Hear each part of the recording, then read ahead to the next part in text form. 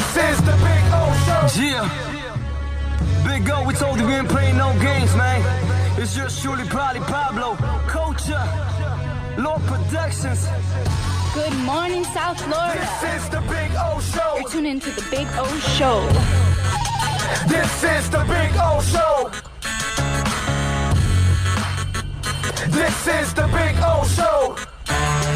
Judge, you tuned in to the hottest sports radio show with Orlando, a.k.a. the Big O. He covers all the South Florida teams, from the Dolphins to the Heat, well, you know what I mean. Monday to Friday, Fly Pablo in the Big O Show. Oh, on the radio, the top's where we gonna go. Miami, that's the way we roll. Locked on the morning show. Big O, no one has a similar show. Talk sports, talk plays, talk live and direct. Because nobody do it better than Big O in the set. From sunrise, listen live, it's the best of the best. He's got the fans, got the heat, he's the best of the best.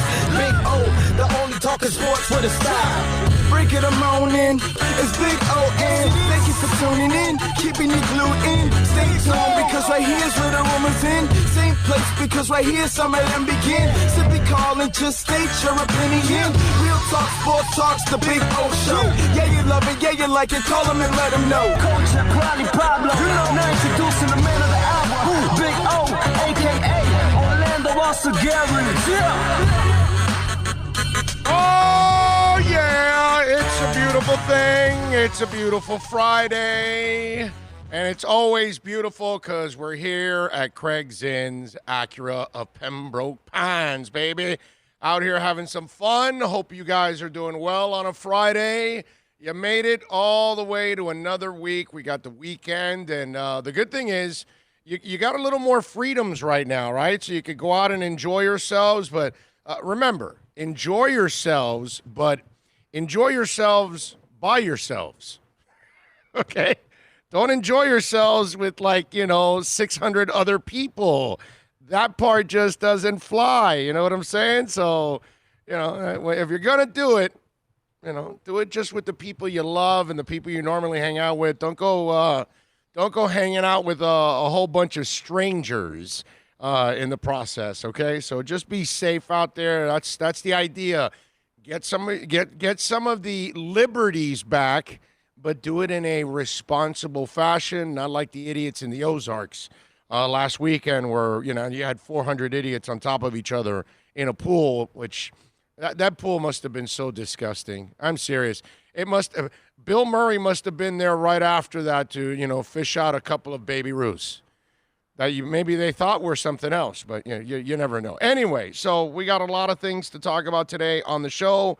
Got a couple of guests too today. Andre Fernandez is going to join us from The Athletic to talk a little Miami Heat. Michelle Kaufman from the Miami Herald will join us to talk a little Inter Miami. I'm working on another guest also to talk about another subject that's out there that I definitely want to get into. We got a bunch of stuff going on. Obviously, we've got the national story going on in Minnesota.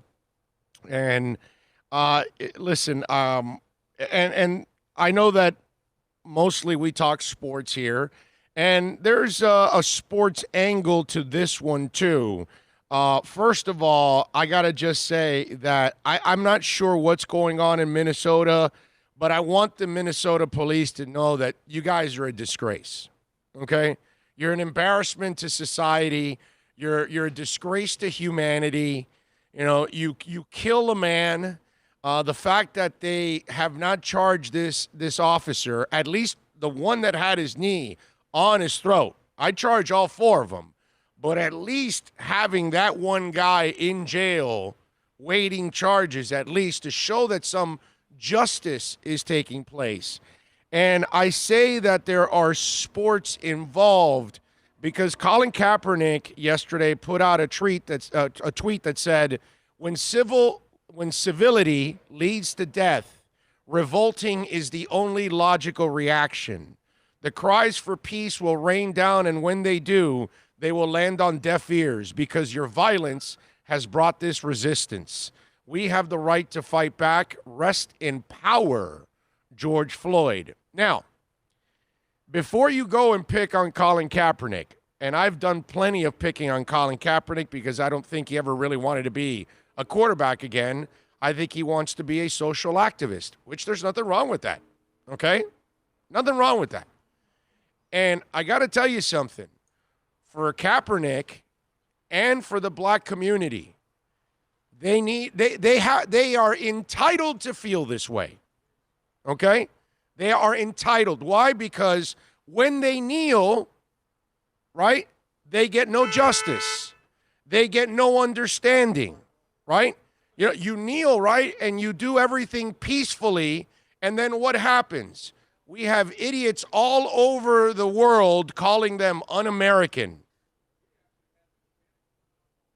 And those of you that were calling the people un-American that had a right to protest, okay, because you were, what do you do now? What do you do now? You hide in a corner, right? You cower is what you do, because you don't come out and you don't have the balls to say, I was wrong about criticizing the athletes for kneeling. I mean, you do things peacefully and nothing changes. So then, I know the rioting doesn't help. I know destroying the auto store and destroying all, I know none of that helps, because innocent people are losing their businesses that had nothing to do with George Floyd's death.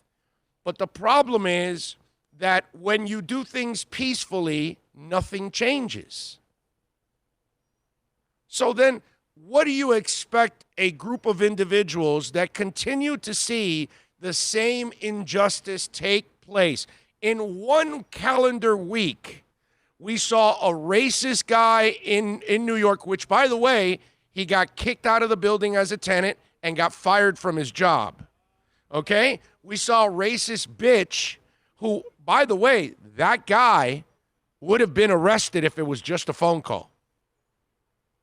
If it was just a phone call and that hysterical white woman says, hey, this black guy is, intimidating me, this, that, whatever, they would have charged him. Cops would have gotten there and they would have charged him and they would have arrested his ass. But luckily he filmed it all. She lost her job too. And she's sorry now. She's sorry now that she got exposed for the racist woman that she's been forever. Or let me remember, for the racist pig that she's been forever. Okay? So in 1 week, you see all these incidents. It's a thing that black people have to deal with all the damn time. And look, it's pretty simple. We got to end sexism. We got to end anti-Semitism. We got to end homophobia. We got to end racism. We got to end all of this kind of stuff. But we all have to do it together. And one of the things that I loved about what I saw yesterday, actually, in Minneapolis, there was a lot of white people. A lot of white. In fact, there were more white protesters than black protesters. And I'll tell you, it was, at least from my point of view, 10-1. 10-1. Okay? So it wasn't like everyone in the black community was out there on the streets. No. There were a lot of white people. But that's kind of what we need. That's what we need, dude. That's what it's going to take to make a real difference, right? Right, exactly. White America has to step up and say enough of this. No, actually, America has to step up for homophobia. America has to step up for sexism. America has to step up for racism. My point is, I don't care if you're Asian or you're black or you're white or you're female, or you're gay, you're straight, whatever. We all got to get together and end homophobia. We all must fight for racism. We all must fight for Mr. Floyd. That's what we're supposed to do, all of us, because there's injustice going on all the time. So instead of everybody trying to fight just one issue that's out there, we have to fight all of them together.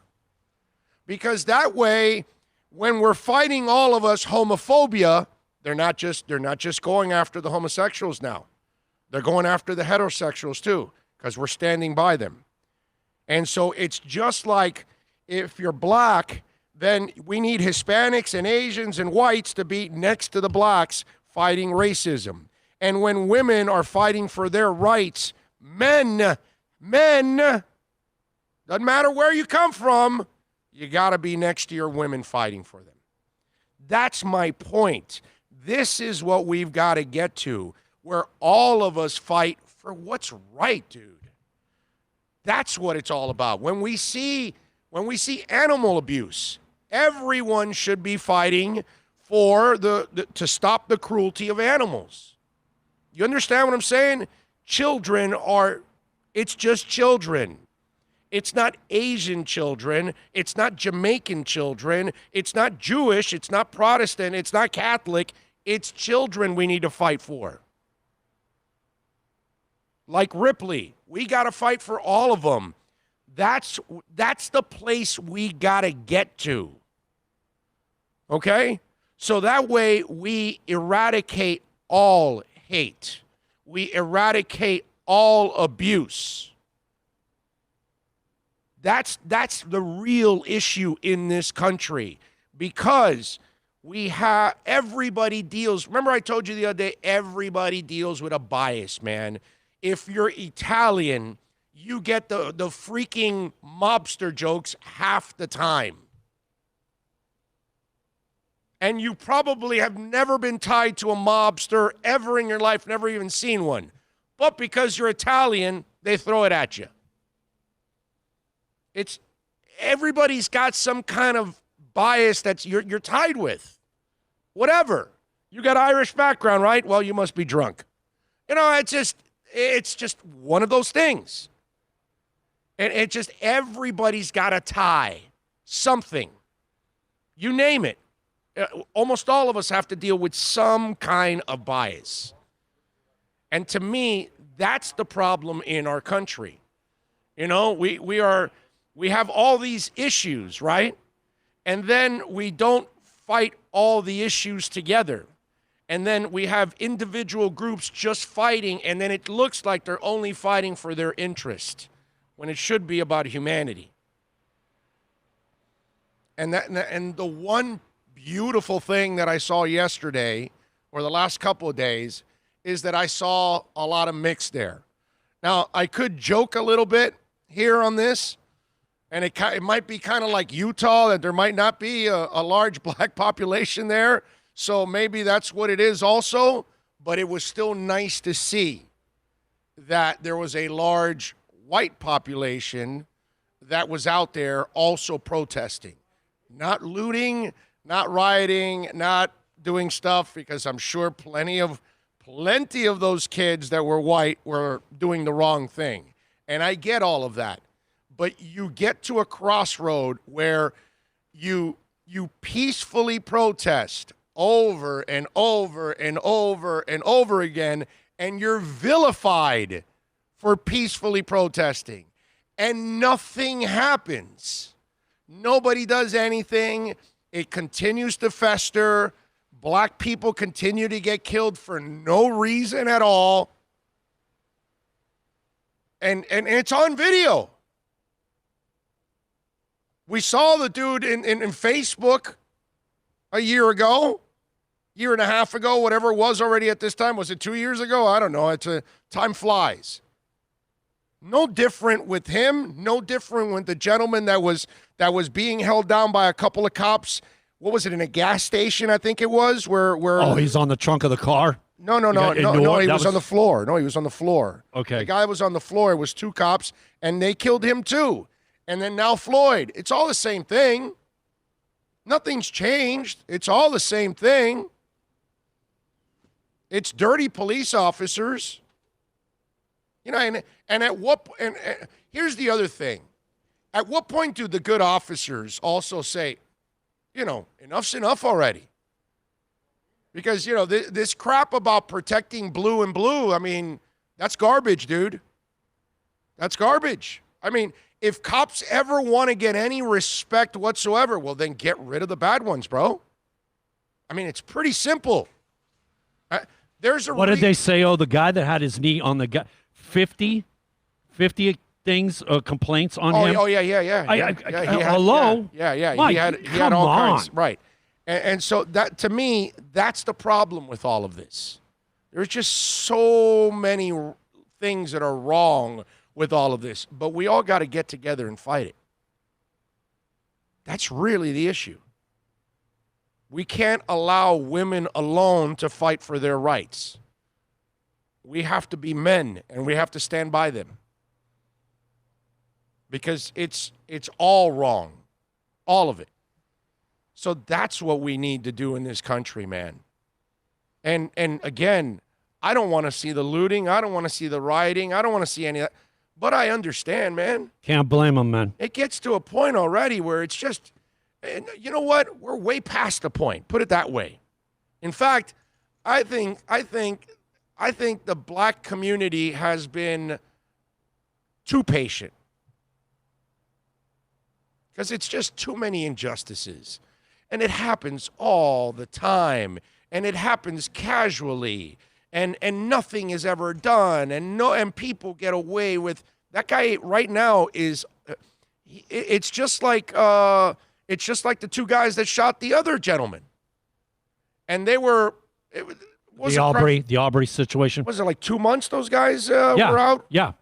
Nothing. And they committed murder. And this cop committed murder, and he's free. It's filmed. There's plenty of evidence. What is the state attorney waiting for? There's nothing more to see. There's nothing more to see. People are screaming at the guy to take his knee off. And it's not just one camera. It isn't like there's 3 different angles, 3 different shots. If somebody's saying, I can't breathe, this guy was not a murderer, bro. This guy was not like some major criminal or anything. You know what? You're putting the knee into Jeffrey Dahmer. I don't think any of us, if that was Jeffrey Dahmer, I don't think any of us would have complained. We would have said, oh, he died. Well, that's justice. But this man didn't even deserve to get arrested, probably. That's the worst part. They said resisting. And they walk film of it. They put him up against the wall. He sits down. They take him out of the vehicle. At no point does this guy do anything involving him. Anyway, resisting. they were in control the whole time. There was no need to put a knee in the man's neck. If he's not fighting you, there's no reason to put a knee in the man's neck. He's screaming for his mom, and I can't breathe. Right. His mom. Right. I mean, give me a break, dude. And that's why it gets to a point where, okay, so we protest peacefully and we're vilified. Right? You even have the president complaining. Doesn't have better things to do. And so, and then you've got this situation. Well, you keep allowing this to happen in our society, and we know it's wrong. They pile up on it. They're arresting the CNN crew this morning. Yeah, Omar Jimenez. Yeah. The Trump crews saying, just have them move, man. That's all pretty simple. The guy's telling you, we're going wherever you tell us to go. Right. We're just covering the story like everybody else. That's all. Move the people. That's all. You arrest them. Again, it just shows how short-sighted they are. And then they lie. They said, when we got their credentials. No, they showed it to you right up front, man. Yeah. You arrested. Yeah. You're a liar. Yeah. No, that's Trump saying, if you loot, we're going to here, let's escalate the situation. Like, come on, man. Yeah. It's just, it's pretty bad, man. It's sad. It really is. All right, what we got here, Omar's in the house, Clarence Collins, Pat in Nashville, Ian from Brooklyn, Richard McLean says Styx Grand Illusion, right? Yep. Well, it's not Grand Illusion, but it's a it's a Styx concert shirt from I think like 17 or 16 or something like that, a couple years back. They put on a really good show, even without Dennis DeYoung. They do a good job, and the guy that fills in and does the Dennis DeYoung role, he sounds really good, and he puts on a good show because he is about the most active keyboard player I have ever seen in my life. Okay? I've never seen a keyboard player that stands on his keyboard more than he does. In fact, I've never seen anybody stand on a keyboard and yet he does it over and over and over again throughout the whole thing. It's hard, man, because the keyboard's stationary unless you pull a Howard Jones. No, but his right? spins. Oh, okay. It's on a spinning platform and everything. I'm telling you, he's. You haven't seen? Have you seen that version of Styx? No, I have not. Not that one. You got to go see it. They're actually really, really good. I've seen it like about 4 times, and they are exceptional. Matthew Walker's in the house. EM Dolphin fan. George Albanese. Let's see. It goes, come on, don't blast the whole police force. Well, yeah, no, I'm going to blast them all, bro. I'm going to blast them all. We need to start blasting all cops in general from now on. Yeah. Do you know why we need to start doing that? Because I know most cops are good. We need to put pressure on the good cops to start getting rid of the bad cops. Because obviously, there's no other way of doing it. There's no other way. You can't be nice and you can't have a peaceful protest in this country. Everybody tells you to protest peacefully, and then all they do is tear you down for protesting peacefully. And then we keep getting black people killed for no reason at all. We have a list and a garbage list of bad cops from sea to shining sea in this country. And we know that 90-something% of the cops are good. It's time for those 90-something% to show real leadership, okay?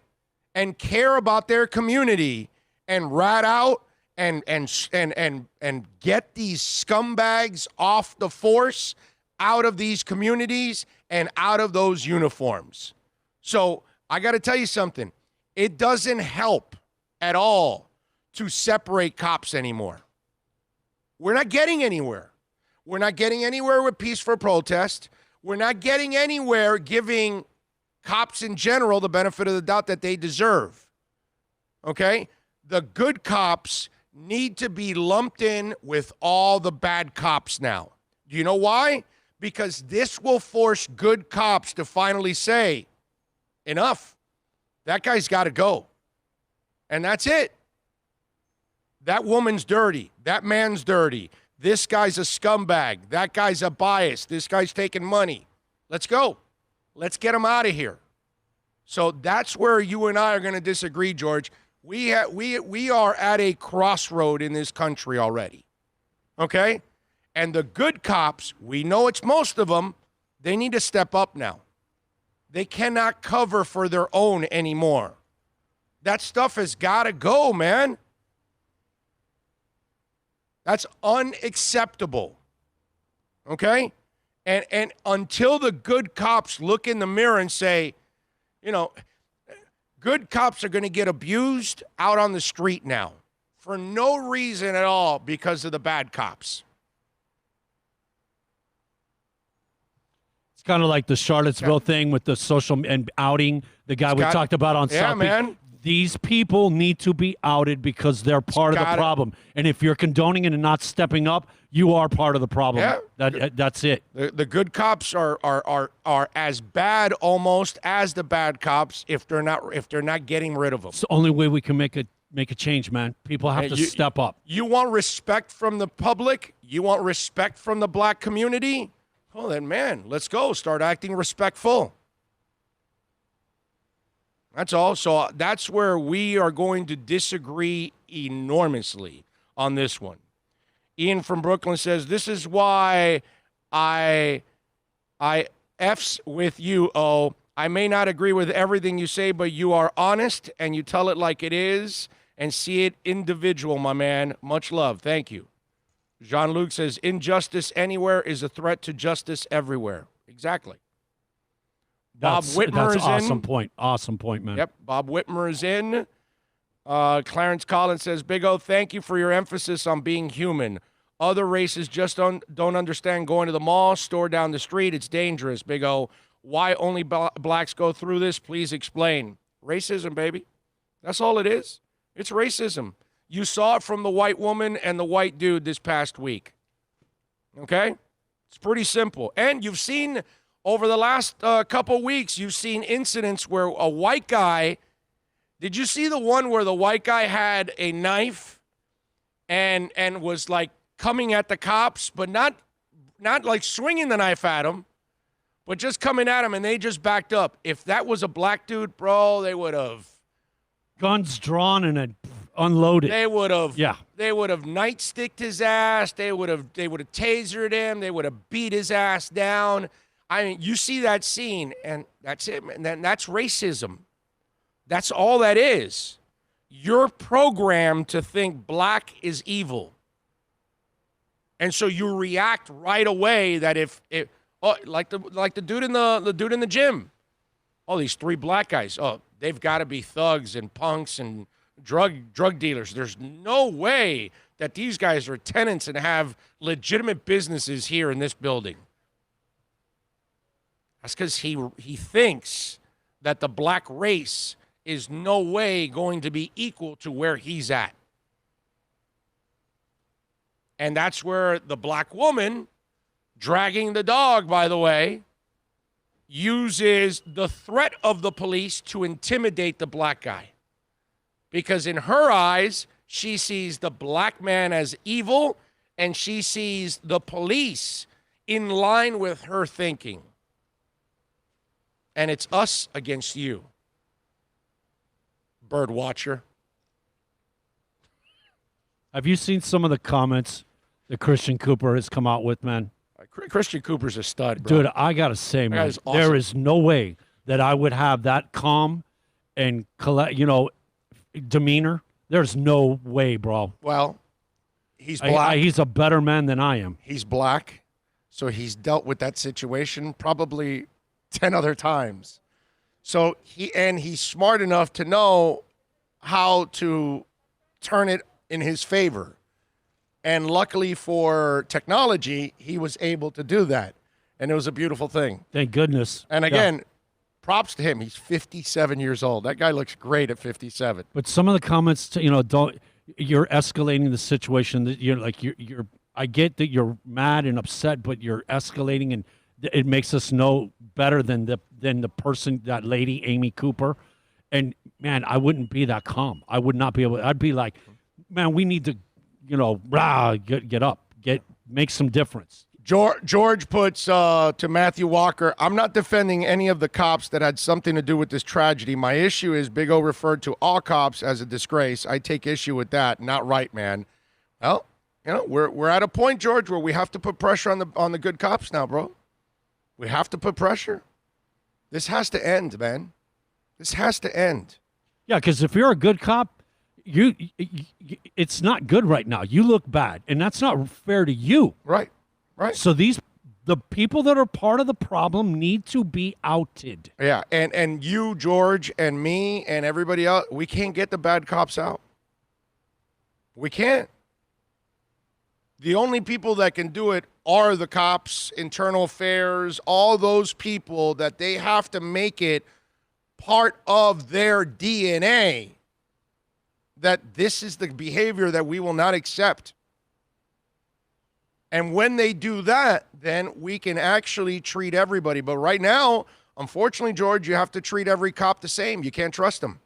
And do you think they want that? They don't want that. But do something about it. Notice, George, nothing's changing. Bad cops continue to kill people, even on live video. You might say it's actually getting worse, though. Yeah, it is, actually. Okay. It's worse because now we're seeing it, because this was all behind the scenes. And then we didn't know what was what. Now we're watching it, man. It's unacceptable. I'm sorry. Let's see. Miami Kid J says, Big O, once again, these people have been enabled from the powers above. You're right. Omar says, I've been in law enforcement and closely still work with them. I own a PI company. Agree with Big O 100%. The good cops have to step up and weed out the bad cops. It's the only way, man. It's the only way. I know cops. A lot of them. Okay? And I'm sure if they hear this, they won't be happy with it, but they're going to understand. They're going to understand. It's up to them now. It's up to good cops to clean up their departments all across this country. That's what we need. Dougie Fresh says, well said. Your D&D level is officially at 20 as of today. Matthew Walker, so Trump demands for protesters to be shot but not arrest of George Floyd's murderers. Yeah, I know. It's, That's how much more evidence do they need to do something, man? Big J doing big things is saying good morning. Ian from Brooklyn says Trump incites this behavior with a well-thought-out 15-minute speech by him about the nonsense in our society. This type of behavior wouldn't be so blatant. Well, the behavior has been going on before Trump, so I'm not going to blame the cops' behavior on Trump. This has been going on forever, bro. Okay, we had riots here years ago, so McDuffie is still in my mind. All right. Big O, it has to start at the police academy. They are trained to have each other's back for obvious reasons, but there should be a line that once you cross, you have to get outed.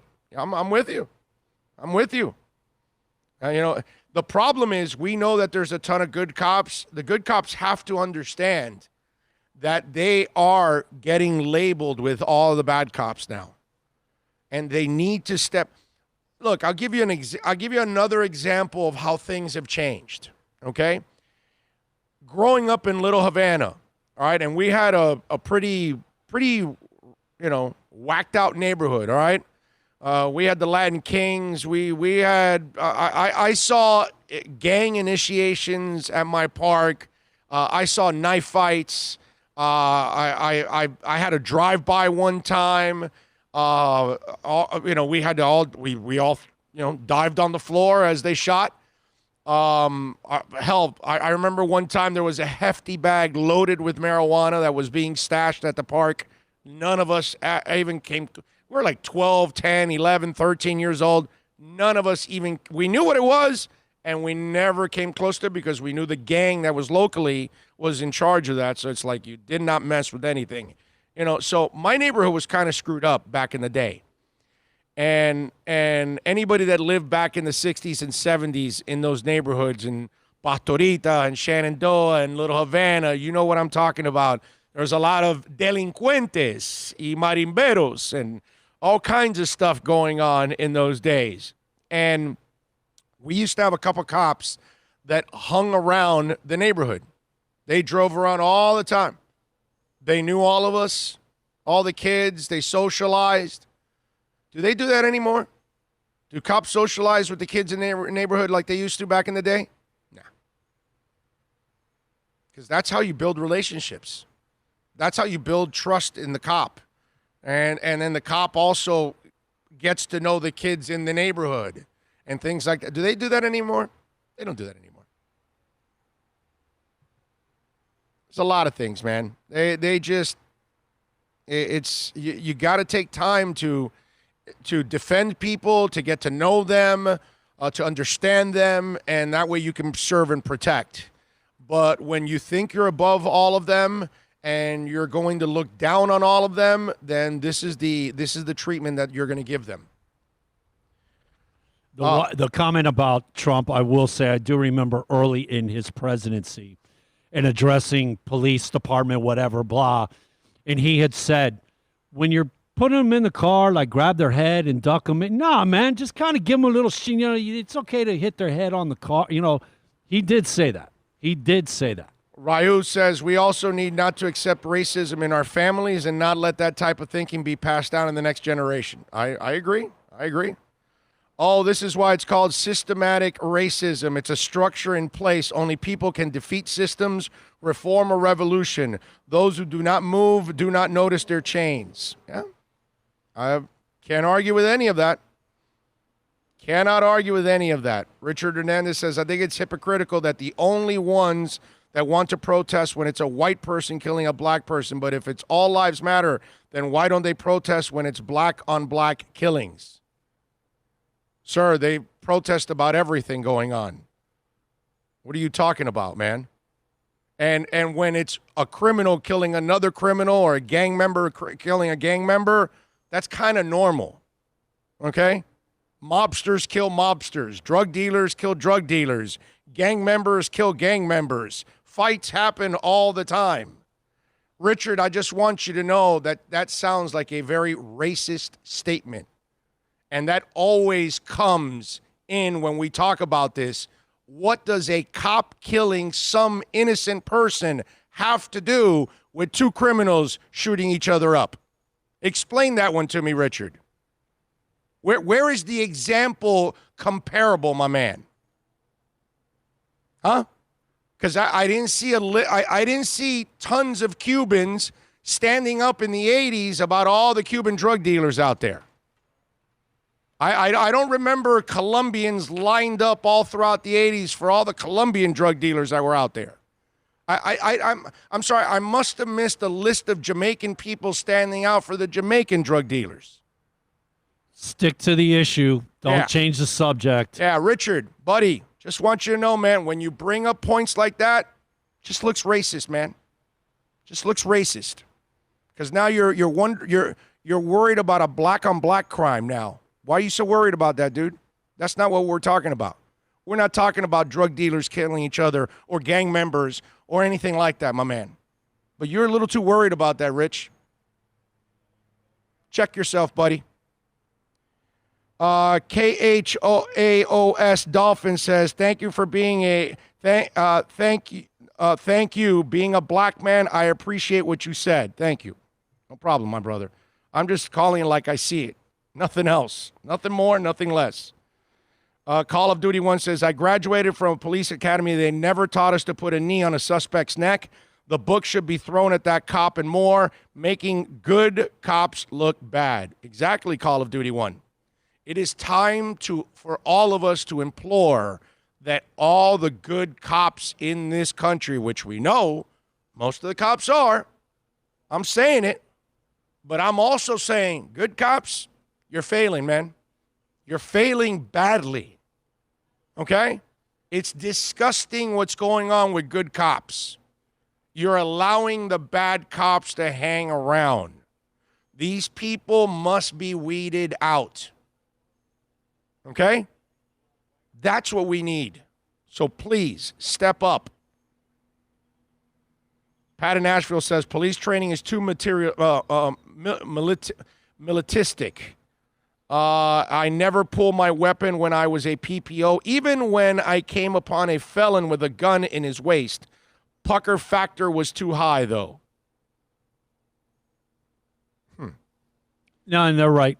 The militarization of our police departments and the military giving them old equipment, and like almost every police department has a tank now and this. And I saw a thing, Adam ruins everything, and it was on and it's this escalation of this military type police force. It is gone overboard. Yep. No doubt. Tony Leggett says, I have a cop friend that said if you try and point at another officer out of for insubordination, they won't come if you need backup. Well, you know, eventually you'll get rid of all the bad ones, and then the good ones will stick around. But somebody's got to take the step forward, man. Somebody's got to take the step forward. You know, it can't be only Reno Reigns. How many of you got that one? Martin Lydon said, afternoon from the UK, my friend. Sun is shining. Beer is on the beach. It's like South Florida here. Take care. Be safe out there, Martin. Much love, my brother. Thank you, Big O. Didn't think I could like your show any more than I did already, but you just put it over the top, man. Richard says, just like CNN, you left out the rest of what I said. Stick to sports, man. Yeah. I read what you said, my man. I don't think, how much more do I need to read? How many? There's a couple hundred statements here. You think I'm going to read them all? I read what you wrote, bro. It's not like I changed anything. You said it, not me. You said that they were, what about black-on-black crime? You said that, not me. So, ahora te quieres apendejar, and you want to backtrack, all right, like a cornerback. Well, that's your problem, my brother. That's not mine. I read what you said, word for word, okay? That I now maybe exposed your own thinking that you didn't realize. You know, I get it, my man. It's a shocker for you.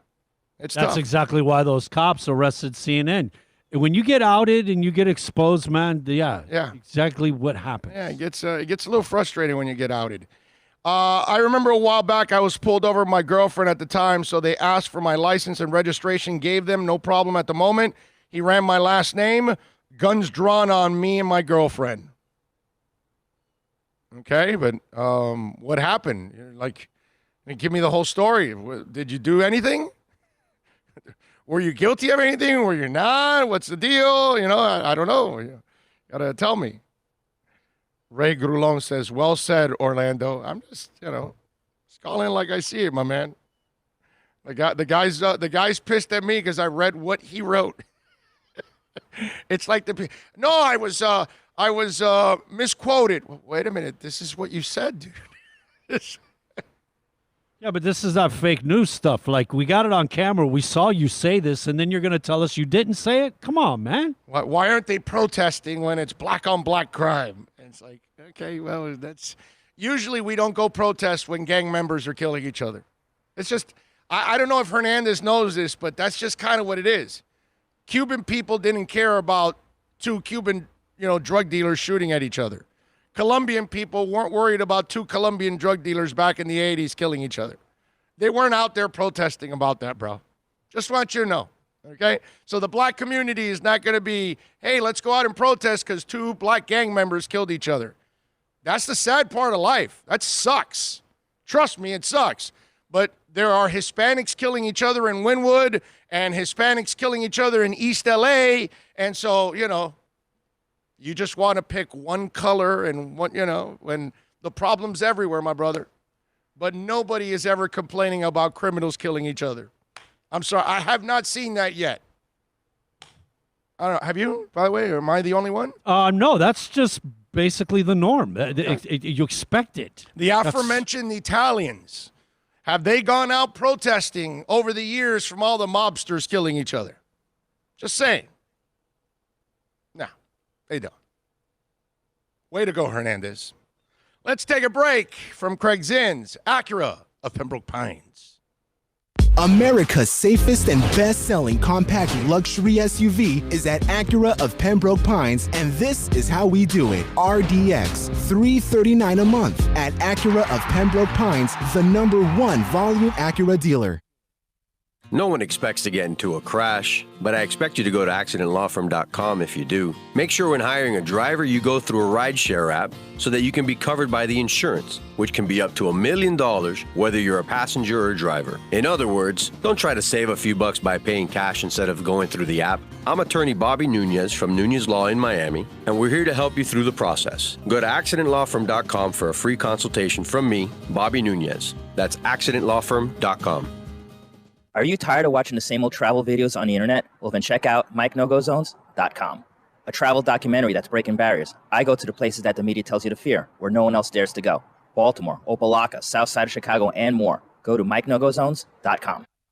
It's a buyer's market at Toyota of Hollywood. Over 1,500 Toyotas on the ground, and truckloads just keep on coming. Now pay up to 50% less. 2020 Camry, not $29,000, $17,775. 2020 Corolla, not $22,000, $13,775. Buy a new 2020 Toyota with 0 down and 0% financing, or we'll make your payments till 2021. At Toyota of Hollywood, the #1 volume Toyota dealer on 441 between Hollywood Boulevard and Sheridan Street.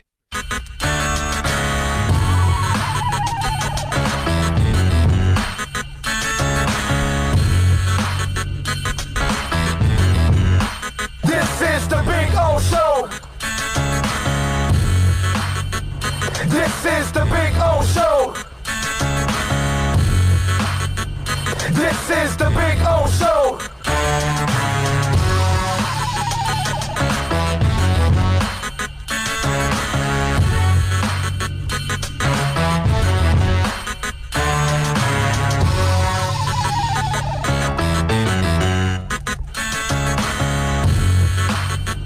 This is the Big O Show. This is the Big O Show.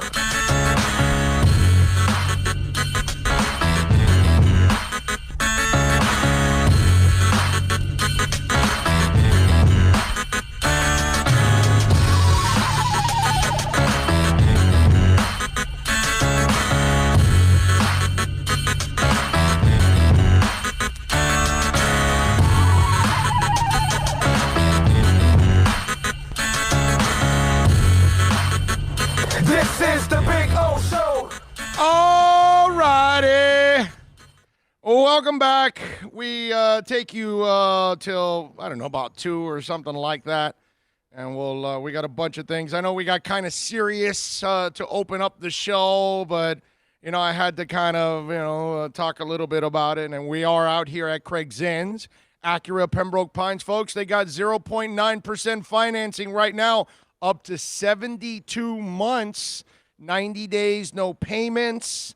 They've got $750 off if you're a veteran, $750 off if you're a first responder, $500 off if you're a graduate. So a lot of reasons to come on down. It's the end of the month, so they want to make you a great deal. Come on out to 15601 Pines Boulevard, just off of I-75 in Pines. Make sure you tell them that Big O sent you, of course, and they will definitely take care of you at Craig Zinn's, Acura of Pembroke Pines. First of all, I got to go a little love here. I know Bill's not here to do the sound bites, but a little super chat. Omar Lopez, thank you, sir, for chiming in on the super chat with a little fist pump sticker. I like that. Tommy Italian 305, and you, my man, it's you are here every single day on the super chat. Thank you, sir. I appreciate you immensely sending it in. Also with the little sticker and the bird. They're not giving me the bird, but kind of giving me a mic drop. I think it is what it is. A mic drop. I like it, and I think we made a little mic drop.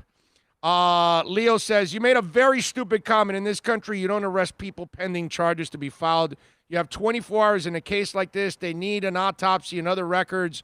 No, you arrest them right there and then, sir. That's where you're wrong, Leo. If you killed somebody, you arrest them. They can bond out after, but he needs to be charged. That was murder. Okay, so, whatever. Maybe, again, to you, Leo, maybe that wasn't, murder. That's all. Being a citizen of a foreign country, not usually my place to comment on U.S. social issues or politics, but geez, guys, between Mass Divide and Minneapolis and New York Lady Dog, holy crap. Tell me about it, David. Tell me about it, bro. We got a lot of screwed up situations here, bro. Jean says, Biden and Trump are two sides of the same coin. Whole system is corrupt. Oh, yeah, please. That's the best part. That the Democrats think they've got a good candidate in Biden. That's freaking hilarious. You're just trying to replace one terrible candidate with another terrible candidate, which is what we do every stinking year or every 4 years, whatever. But it's fun. It's hilarious watching both parties think that they actually know what the hell they're doing, or that they've got the right candidates, and neither one ever gets anything right.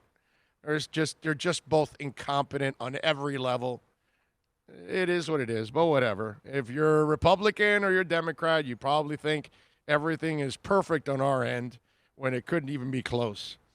Oh, my pops was a bail bondsman for 25 years. Resisting arrest is used against black and brown people. Cops twist your arms back. Resisting, you flinch. Resisting. More charges, bigger bond. Yeah, I know. It's been a dirty system forever. So it is what it is. What are you going to do, my man? All right, so we got all of that. Also, there was a story that this is where you start really creating issues for your police department. The University of Minnesota now, I don't know if you guys saw this, but the University of Minnesota now will no longer use Minneapolis police to work security at football games. See, and that's good cops missing out on extra money, because that's extra money. And let me tell you something, they get time and a half for that extra money. They get paid probably $40 an hour or something for doing that, just standing around in a football game. And let me tell you, I know, because I know lots of cops, and they love the extra work, dude. I concur. I know guys, Joe Robbie Stadium. And everywhere. Metro Dade. Sites, Metro whatever. Dade back in the day down on Port of Miami, man. God, they would make a killing. They make a killing on extra money. So now you got dirty cops screwing up your department.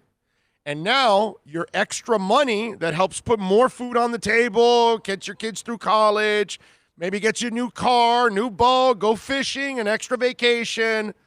You just lost some money now. Because they got to hire several cops that are making great jingle for that. I'm just saying, this is the trickle-down effect. Joan Gable, explaining her decision, the university president, our hearts are broken after watching the appalling video captured the actions of the Minneapolis Police Department officer against George Floyd, leading to his tragic death. Today, I am announcing 2 immediate changes regarding our relationship with MPD. First, I have directed Senior Vice President Brian Burnett to no longer contact the Minneapolis Police Department for additional law enforcement support needed for large events such as football games, concerts, and ceremonies. It's a lot of work. That's a lot of money those officers lost. Second, I have directed the University of Police Chief Matt Clark to no longer use the Minneapolis Police Department when specialized services are needed for university events, such as a canine explosive direction units. Gable says she is outraged and grief-stricken over the Floyd killing, saying, I do not have the words to fully express my pain and anger, and I know that many in our community share those feelings, but also the fear of their own safety. This will not stand. Good for her.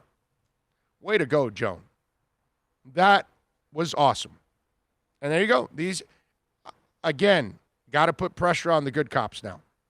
That's what we have to do from here on out. We have to put pressure on good cops to go out there and get rid of the bad ones, because there are way too many bad ones. That's it. It happens way too much, man.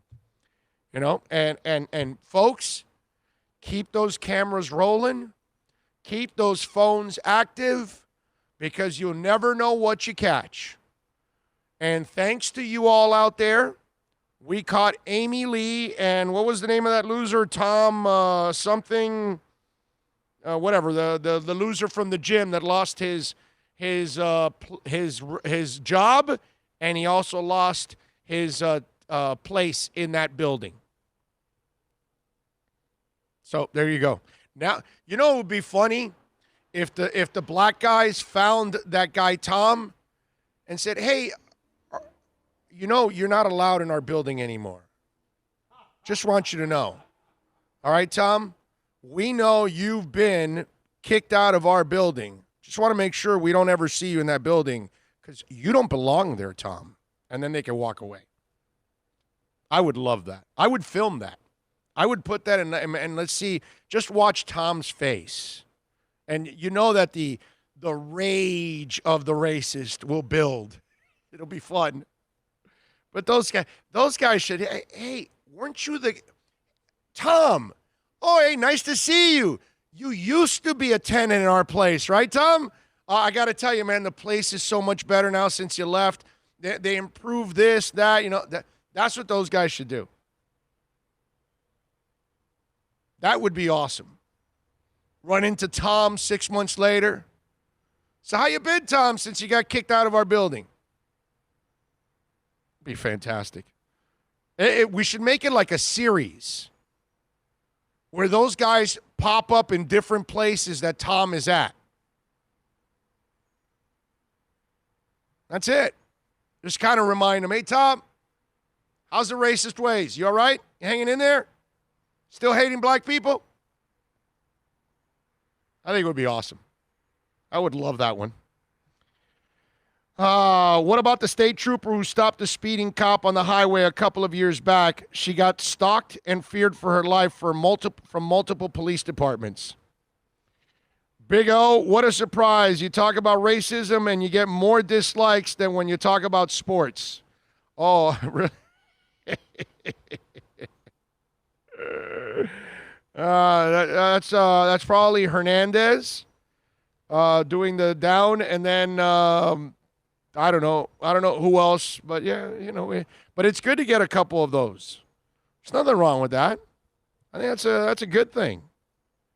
By the way, you weren't here, Bill, but give Tommy Italian and Omar Lopez a little love because they gave us some super chat love just a couple minutes ago. So Omar Lopez and Tommy Italian 305 for life. Shoot. Just for you. What? Super chat. No way. Yes way. No way. Yes way. They were fantastic. Super chat. All right. There you go. The other thing I wanted to mention, and it's kind of screwed up, but I don't know if you guys saw this. David Price is going to give all of the minor leaguers $1,000 in his on his team, and I thought that was an incredibly classy thing to do on behalf of David Price. Francie Romero reports Dodgers pitcher David Price will pay $1,000 out of his own money to each Dodger minor leaguer who is not on the 40-man roster during the month of June. All right, that's pretty cool from Price. Remember, these minor leaguers are getting like $400 a month. So for Price, and look, I get it. If there's 100 of them, that's 100,000. For him, that's nothing. But it's about humanity, bro. It's about giving a crap about something and doing something about it. And he was one of those guys a long time ago, probably. And he knows what it's like to be in the minors. So I thought that was really, really cool because in the face of what we're watching with the Oakland A's, a billionaire doesn't want to pay his guys, and we watch the Marlins are paying their minor leaguers through August. Props to Sherman and Jeter and the Marlins, all right?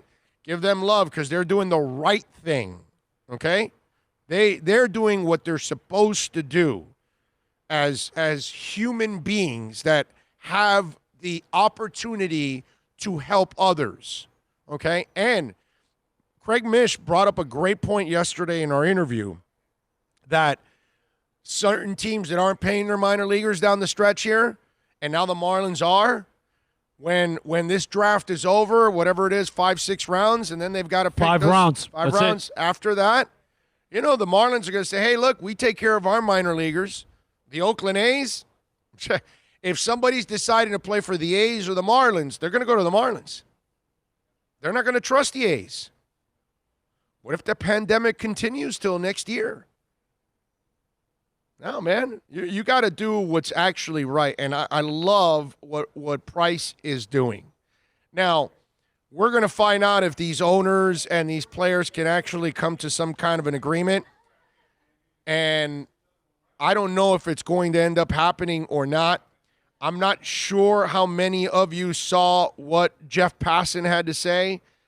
Let's do this. I'm going to take a really quick break here because we're at the top of the hour. A really quick minute here. We're going to turn it around and start hour number 2 here from Craig Zins, Acura Pembroke Pines.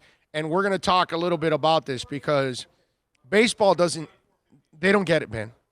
And there are so many reasons why they don't get it. But you got to hear what Passan said because to me, it's amazing that we've reached this point, to be honest with you. I just don't understand. Let me tell you about VSS West Pines. Go see Jose and all the great guys out there at VSS West Pines. Jason, Tommy, you name it. They're all out there. Alex, ready for you. Go to VSSWestPines.com. And I tell you all the time that it's like Barefoot Mailman and Spencer's meets CBD, basically. And remember, CBD is not a drug. It's not illegal, okay? It's the medicinal side of the plant, and it helps you in so many ways with anxiety, with stress, with pain, all of that. If you're dealing with any of those kind of things, we've got it in so many different forms. In flour, tinctures, edibles, CBD Tropical, Salve for pain, transdermal patches.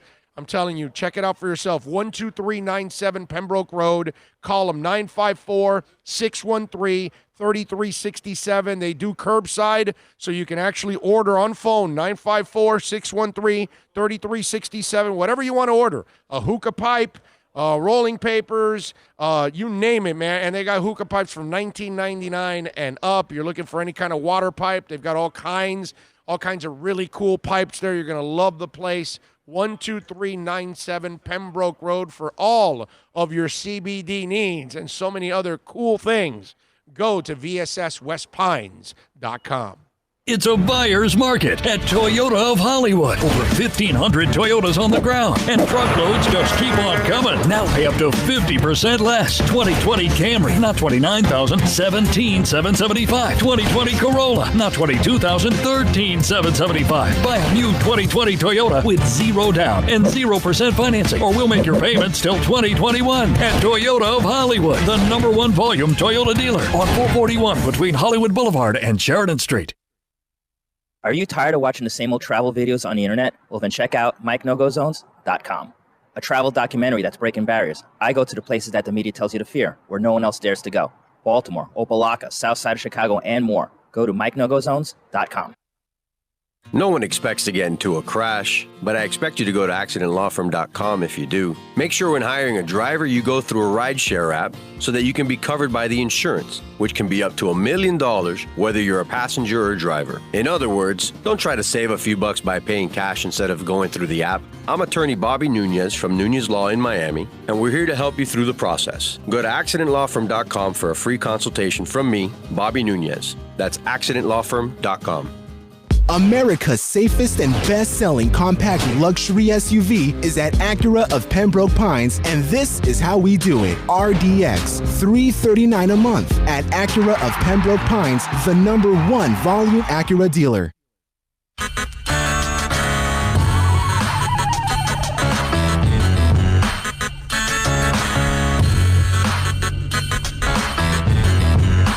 This is the Big O Show. This is the Big O Show. This is the Big O Show.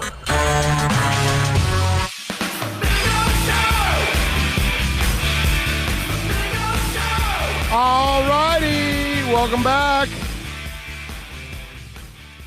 We're coming to you live, baby, from Craig Zinn's, Acura of Pembroke Pines. Come on out here at 15601 Pines Boulevard.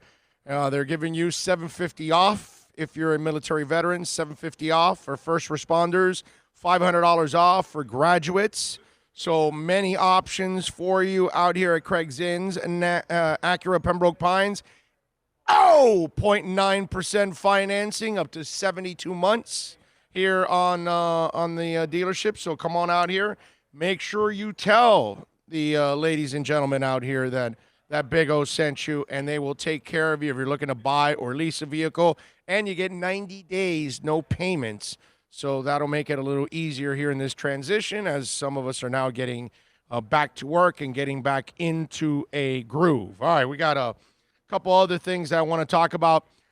Baseball, we see that the MLS is already, groups of players are going to start practicing together now pretty soon with the MLS. Basketball is already trying to work its way back. It's trying to figure how to do it health-wise. Hockey also has got their plan in place. The NFL is aggressively moving forward. Major League Baseball is the one that continues to fall behind. Major League Baseball is the sport that is dying in this country. Major League Baseball is the sport that its fans are dying. Major League Baseball is the one that doesn't grow its young fans, and for many, many, many reasons. Yesterday, Jeff Passan was on Rich Eisen's podcast, and he was asked about the chances of the baseball season happening in 2020. I want you to hear what Passan told Rich Eisen about this. Go ahead. For the whole enchilada. Yes. I'm still over 50%. I was at 75 yesterday afternoon or so. And part of that is because I thought the union was gonna bend a little bit. I did. I did not believe that the union was going to come out as strident as it did.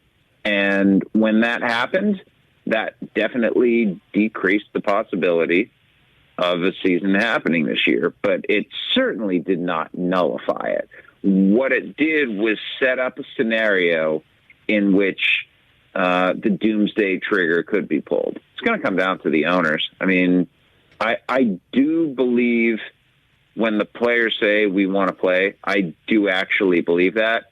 I think there are some owners who don't. Really? I think there's some owners who worry. Yeah, I think there's some owners who worry that playing is going to cost them too much. They're going to lose too much money, and that they would rather just punt the 2020 season. And that is, that's it's a scary thing to hear. It is because it feels like you're focusing just on 2020 and not the repercussions beyond.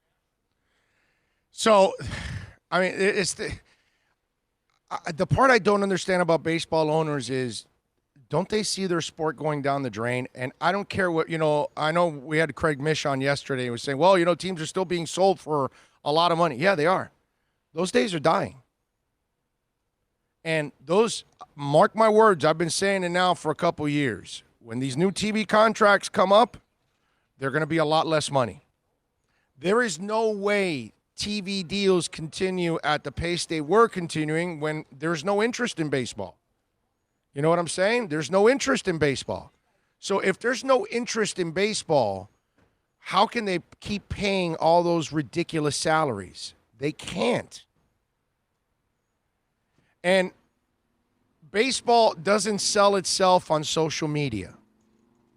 You don't see them dominating in video games. There's nothing about baseball that is modern. And you know what I love? I love the lazy thing that I get from fans. We've got to speed up the game. No, you don't. You have to make the game cool again. Ricky Henderson was cool. Reggie Jackson was cool. That's why baseball was on top. And the problem is basketball players are cool. They're on social media. They're doing commercials. They're stopping in the middle of neighborhoods and dunking on kids in their driveways. And then it goes viral. Because all of a sudden, an NBA player can pop up in your neighborhood now. Do you ever see a baseball player do that? Chicks dig the long ball. It's a commercial that has stuck with us for 20 years. It shows you how much baseball sucks at marketing. That's the problem with baseball. How do you connect with young people? Dude, you got to be on social media. That's where they are. Are you TikToking? Are you Instagramming? Are you tweeting? Are you going back and forth? Because that's what you'll see John Morant and a veteran basketball player going back and forth. That's what I'm talking about. Football players are cool. Basketball players are cool. Soccer is cool to young people. Baseball is not cool. Football games last over 3 hours. We're not telling you to speed up a football game because it's cool. We'll wait through the commercials and all the breaks. We can complain all we want, and yet all we do is watch football. And yet for baseball, it's over 3 hours too, sometimes maybe even 3.5, 4 hours. But yet we have to speed that game up. You know why we have to speed that game up? Because there's no interest in that game.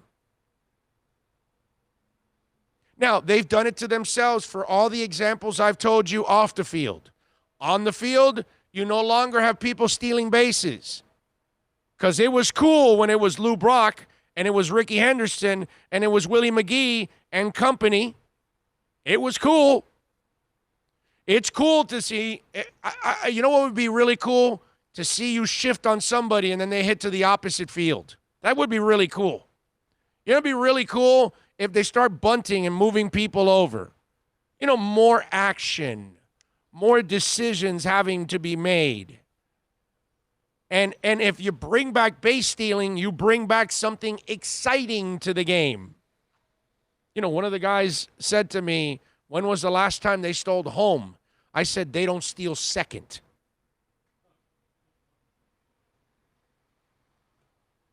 You know? Like Billy Ball would be something new to baseball fans now. Like Billy Ball, what the hell are you talking about? Well, you're not old, so you don't know what the hell I'm talking about.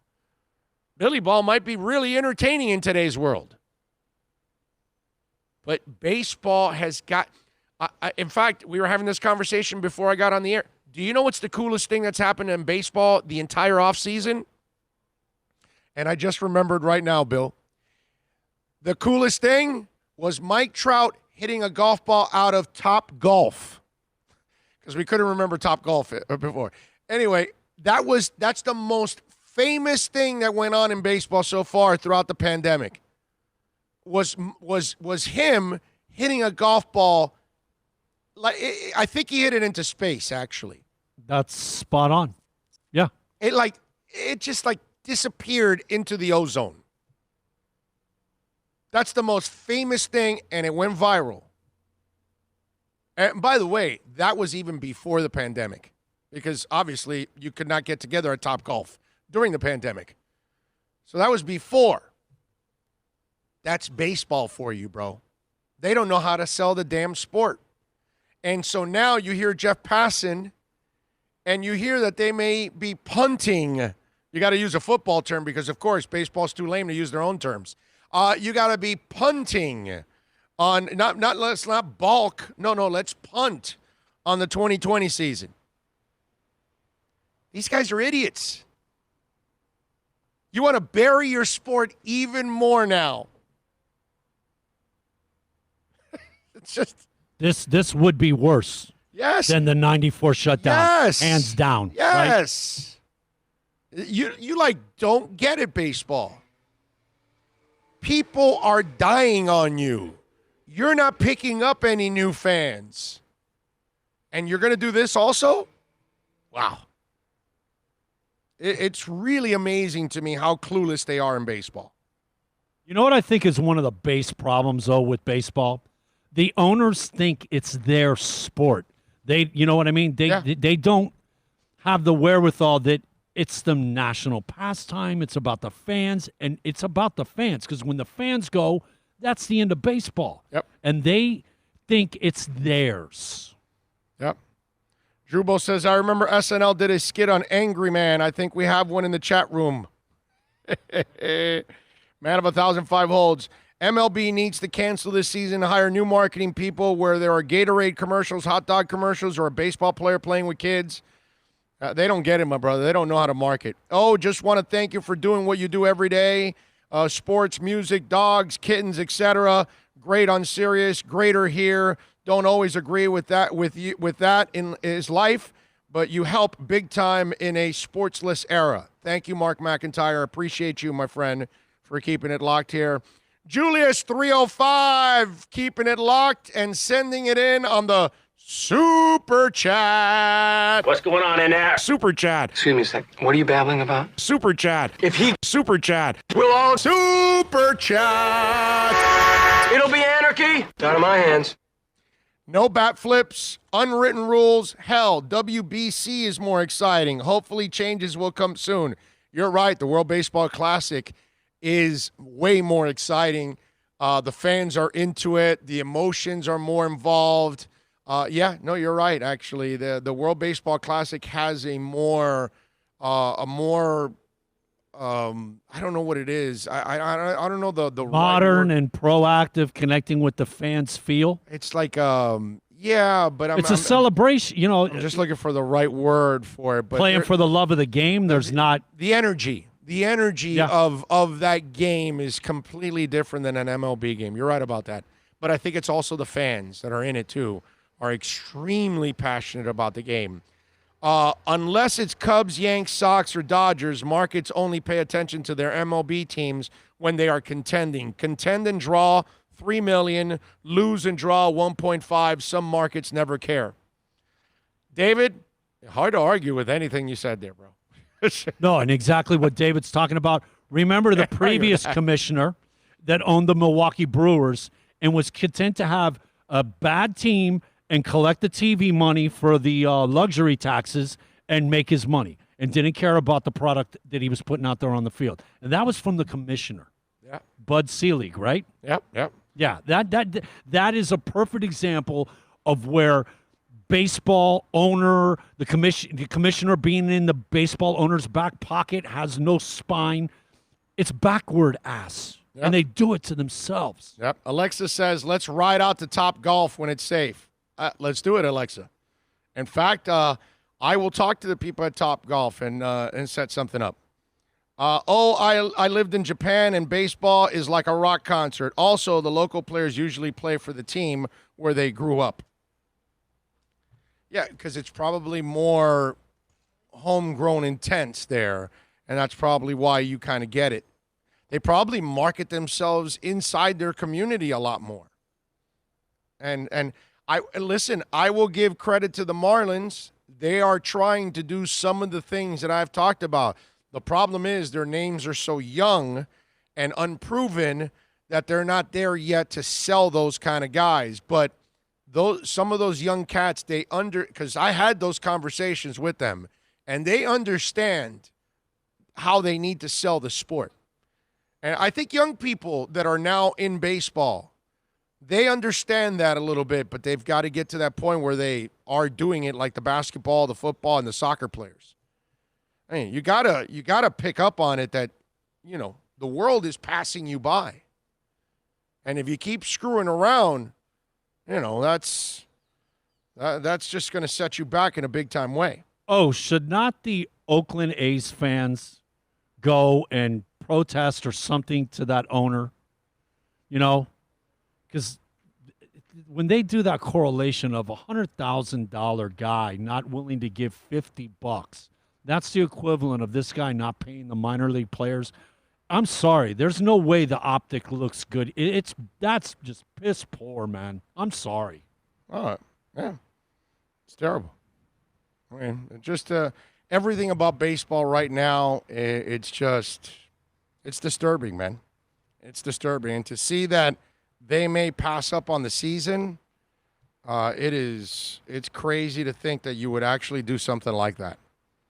All right, 786-322-1105 if you want to get in on the accidentlawfirm.com text line. That's 786-322-1105 if you want to get in on the accidentlawfirm.com text line. You can also reach out to me on Twitter. That's at Big O Show. Follow us there as always. Remember, email Orlando@BigORadioshow.com. That's the way to reach out to us on email. I recently changed my profile picture to your Big O Show logo.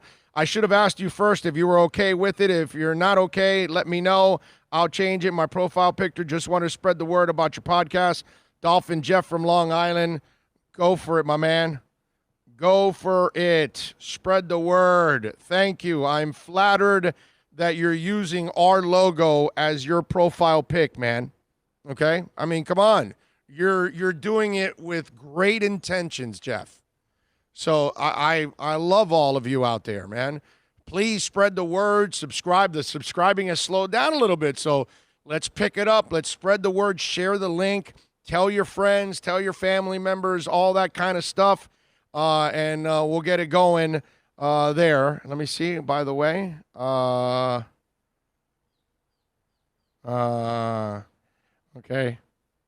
All right, let me see. I'm trying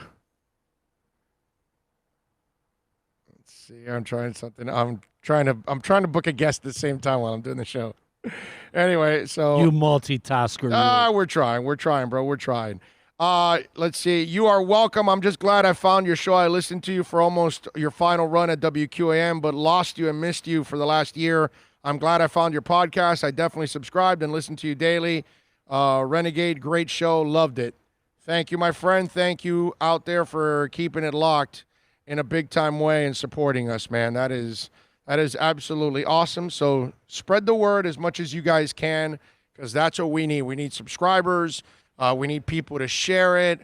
We need people to watch. We need people to download, all that stuff. All those things will obviously help us grow in a big-time way. T-Bone says, hey, Big O, are you Lebano background brother? Your last name is Leb Habib. Huh? What the hell is that, bro? My parents are Cuban. My name, Al-Suaray, is Baco, Spanish. People from the mountains in Spain, apparently. That's why I got light eyes. Because apparently those folks in the mountains, because, there really isn't a real Cuban.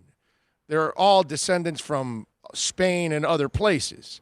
So my name, Al-Suaray, comes from Spain, and it's Baco. So there you go, if you're wondering what the background is. I was born in Belle Glade, Florida, here in 1966. So I'm actually a freak. I'm a real Floridian, a true blue Floridian. There's not a lot of us. And I was actually born in Belle Glade, Florida. There you go. So now you know all that, all you need to know about my background. Boring, isn't it? Anthony Perez says, great show, just posted on Facebook. Thank you, Anthony. I appreciate you posting everywhere. Love it. Let's see. Big O, wait, Bill treating us to lunch. Yeah, I guess Julius 305. Yeah, he'll treat you to lunch. When you see him in Vegas for the Raiders game, Julius 305, he'll treat you to lunch. Wait a second, man. That's my birthday. The birthday guy is going to be the one splurging? Maybe not. It's your birthday weekend. Yes. It's the 26th or your birthday the 27th. We don't know yet. They haven't decided. Yeah, they haven't that's decided. The end of the year. It's Saturday, Sunday, no college. It's the flex stuff. Yeah. It's the flex stuff. It doesn't matter. Look, I just want us to be there. Right. That's, doing – if we can't do the game itself, Tommy Rockers. And Tommy Rockers is our home out there, so in some capacity, be it day of the game or prior, post, we will be Tommy Rocker in it. Yes, there's no doubt we will be definitely Tommy Rockering it. Pedro Gomez from ESPN is set to join us at 2 o'clock. So at 1:30, Andres Fernandez from The Athletic will join us. At 2 o'clock, Michelle Kaufman will join us. And I'm sorry, I got to tell him. I'm sorry. I was just gonna say, sorry. You're messing me up over here on my schedule. Yeah. Big O is gonna split himself in two, superimpose, and have one conversation with Michelle simultaneously while having a conversation with Pedro Gomez. Right. Exactly. You're astounding in this capacity, sir. Talk about multitasking. I'm pushing Pedro to 20 minutes back, 2:20. So, yeah, I'm sure he'll say yes. I've known Pedro for 30 years. He's a friend of mine. So, hopefully we'll have Pedro on at 2:20. So, 1:30, Andres Fernandez. We're going to talk a little Miami Heat with Andre, and we'll talk a little basketball with him. Michelle Kaufman will stop by so we can talk a little Inter Miami. Players, multiple players could be practicing today, not just individual workouts. And then 2:20, we will have Pedro Gomez from ESPN, and we'll have a little fun with Pedro, and we'll talk all things baseball with him there.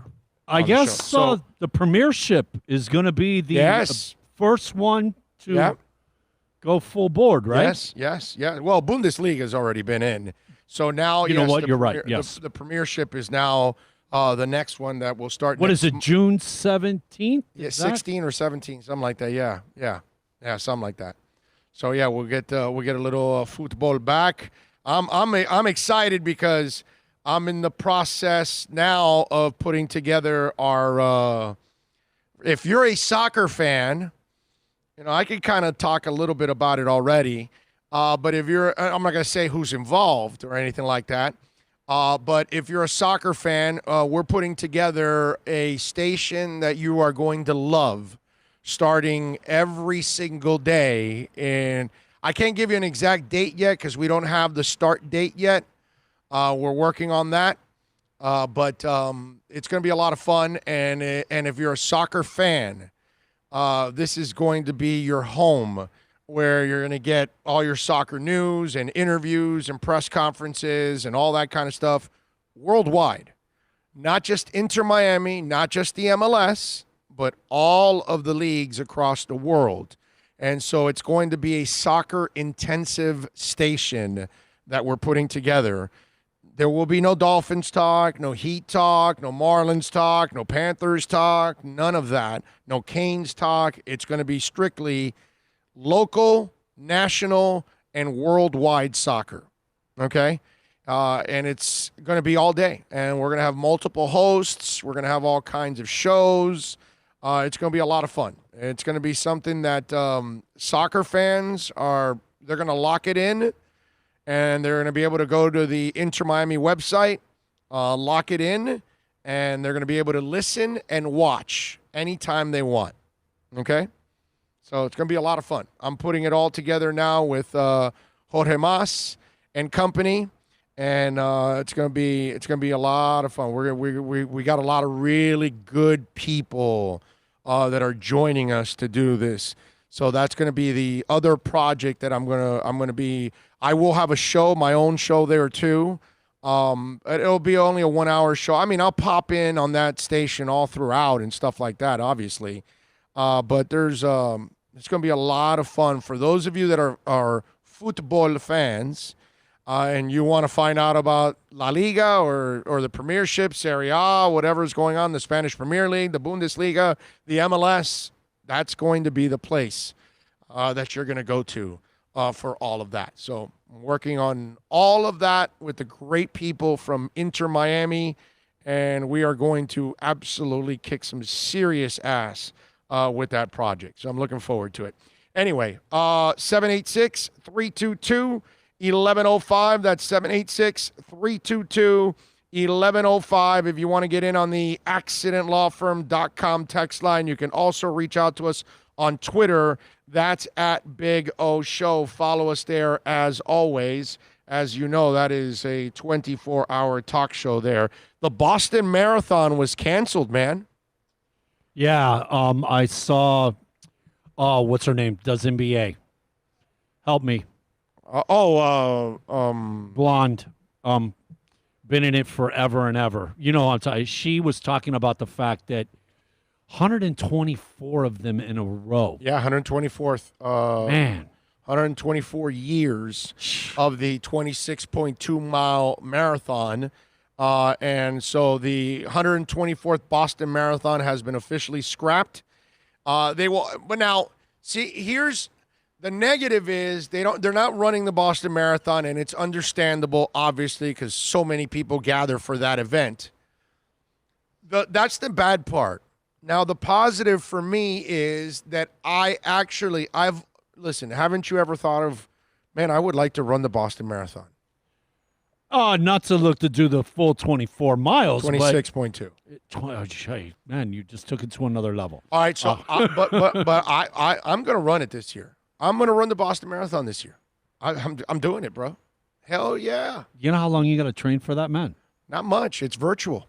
Anyway, so they're doing it this year as a virtual race now that they eliminated it. So this is your 1 year that you could chime in and do it? This fat ass is ready to run the Boston Marathon. Yeah, baby. Virtually. Ha! And I bet you this. I bet you I'm going to run the Boston Marathon and I won't even crack a drop of sweat. How about that? I'll be sitting on my ass in the computer running the 26.2 virtual Boston Marathon. Will not breathe heavy, will not sweat, will not need a sip of Gatorade, nothing. I will put all Boston marathoners to shame from the past. They sweated, they threw up, they broke down, they busted up ligaments. Me, I will do it clean this year. I will prove to everybody you can run the Boston Marathon without cracking one drop of sweat. I have a question. Any physical exertion at all to the degree, and we'll take you back in time. The Olympic game, remember the tapping the table and make your guy run or throw the javelin? Take, if you're not, our age or somewhere in that vicinity, you're not going to remember this, but you remember how popular that game was. And you're not even going to do that on the table. Nope, not even that. The track and field, no doubt. Not going to do it. But what I am going to do is celebrate a Super Boom Shack Super Chat. I know that, dude. Where'd you get this? Super Chat. Oh, gnarly. Awesome. Totally awesome. Super Boom Shack. Thank you, sir. That was a super boom of a drop there for us on the Super Chat. Thank you, sir. That is very nice of you. He says the Super Chat is sponsored by the Wuhan Quarantine Club. Thanks, Big O. There you go. The Wuhan Quarantine Club. I love it. That's awesome. I love it. Super Boom Shack. Thank you, my brother. That is so kind of you, man. All right, let's do this. Let's take a quick break. Super Boom Shack, man, dropping the boom. We'll take a quick break. We'll come back on the other side. Give us a couple quick minutes here. Rest the voice. We'll be right back right here on the Big O Show live from Craig Zinn's Acura of Pembroke Pines.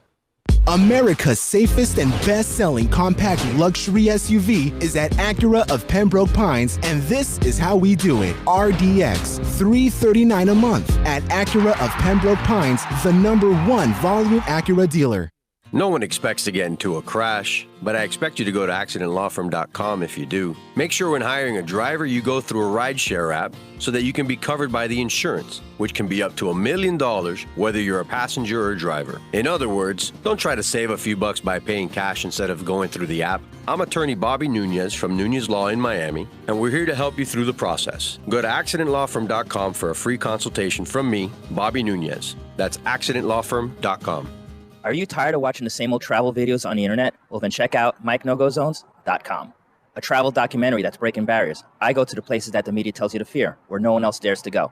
Baltimore, Opelika, South Side of Chicago, and more. Go to MikeNoGoZones.com. It's a buyer's market at Toyota of Hollywood. Over 1,500 Toyotas on the ground, and truckloads just keep on coming. Now pay up to 50% less. 2020 Camry, not $29,000, $17,775. 2020 Corolla, not $22,000, $13,775. Buy a new 2020 Toyota with 0 down and 0% financing, or we'll make your payments till 2021. At Toyota of Hollywood, the #1 volume Toyota dealer on 441 between Hollywood Boulevard and Sheridan Street.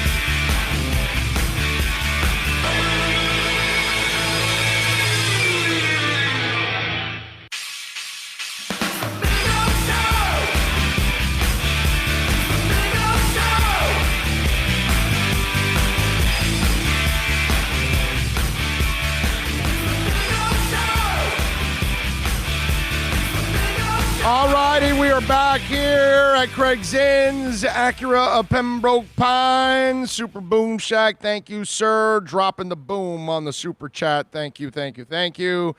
As always, thank all of you out there for supporting us however it is that you're doing it. Flipper13 says, working hard here. Unable to read chat, but everyone enjoy the weekend. Gonna be 108 in Vegas. Wow. Hang in there, Flipper. Damn, 108. That's hot. That's hot. That's like cooking eggs on the sidewalk thing, right? Yeah. But that fries the hell out of COVID too, maybe, right? So there might be a little positive there. You know what I'm saying, Flipper13? If it fries the hell out of COVID, that might help a little. Doesn't eliminate it because, remember, you've got AC everywhere. Okay, that's the thing that everybody always forgets. Oh, well, it's hot here, so there'd be no – yeah, and inside, is it hot? No, it's not. So that's where it could live. So – just be careful, folks, okay? Enjoy your freedoms, but, just try to be responsible about it. I don't want to get back into quarantine, all right? Let's try to see if we can slowly but surely continue to open and pace this thing and hopefully not get, a lot of people sick here and keep everybody as healthy as possible is what we need. On the music side, you guys know I like to give you a couple of nuggets on the music side, just in case when we got different things going on. First of all, I do want to remind you, I mentioned it yesterday, Led Zeppelin starting tomorrow at 3 o'clock. And if I don't drive up to Cape Canaveral tomorrow, at 3 o'clock, I'm gonna be locked and loaded and ready to watch that thing tomorrow. But at 3 o'clock, they're gonna have their 2007 performance on YouTube, and that's when John Paul Jones, Robert Plant, Jimmy Page, along with Jason Bonham, Led Zeppelin reunited back in 2007, and they did a 2-hour concert. And so if you want to watch that concert, it starts tomorrow at 3 o'clock Eastern, and it goes for 3 calendar days. So you've got to watch it by, obviously, Monday at 3 o'clock, and then you're done. So make sure you watch that one if you're a Led Zeppelin fan. If you're an INXS fan, which we were talking about this, Bill, INXS will release a newly restored edition of their 91 concert film, Live Baby Live, on the 26th of June. Live Baby Live will be available also on digital download, 4K Ultra High Definition Blu-ray. All right. David Mallet is the director, and they were performing at London's Wembley Stadium before 72,000 fans. I've seen this concert before. The 2020 release follows the restored film's successful debut and a theatrical run in 2019, playing over 100,000 screens from Sydney to Stockholm and London and Los Angeles. The home entertainment release features the film presented in widescreen for the first time and in over 20 times greater resolution on 4K UHD Blu-ray than the original DVD release. Live Baby Live has been meticulously restored over a 12-month period from the original 35mm negative to 4K Ultra HD, and during the process, previously thought lost performance of the X album track Lately was discovered and reinstated into the film. There you go. So if you are a INXS fan, like Bill and myself, you definitely want to watch that. I think that's going to be really, really cool. The other music note for those of you that like Judas Priest, and if you're a Rob Halford fan like I am, he has now confirmed his new release date for his autobiography, previously available on October 20th, called Confess, will now arrive on September 29th via Hachette Books. Halford worked on his life story with Ian Gittins, co-writer of the New York Times bestseller The Heroin Diaries by Nikki Sixx of Motley Crue. Known as the Metal God, global fan base, the rocker has always subverted the norm, and Confess will offer readers a compelling and honest look at the struggles he has faced with addiction and his sexuality, as well as exploring his music and his many brushes with controversy. He says Confess is a unique, once-in-a-lifetime opportunity for me to expose every facet of myself. Digging deep with nothing to hide and nothing to fear was in many ways exciting, fun, disturbing, terrifying, and cathartic. I held nothing back. It's time for me to confess. So I'm actually looking forward to this book from Rob Halford. I'm going to see that. Now, I'm not a Slipknot fan, but some folks are Slipknot fans. Do you like Slipknot? I'm just not into. You do? You don't like them? A little too the screaming. I like singing. They got some good songs though. Yeah, you know. Yeah, I know they have like there's a little of they have like a Pantera influence to them, right? That there's it's a hard groove at times. You know what I'm saying? So yeah, I get it, but I just never gotten into them. Slipknot has announced they will be hosting a special Knots Fest Roadshow streaming event today, May 29th at 6 p.m. Eastern.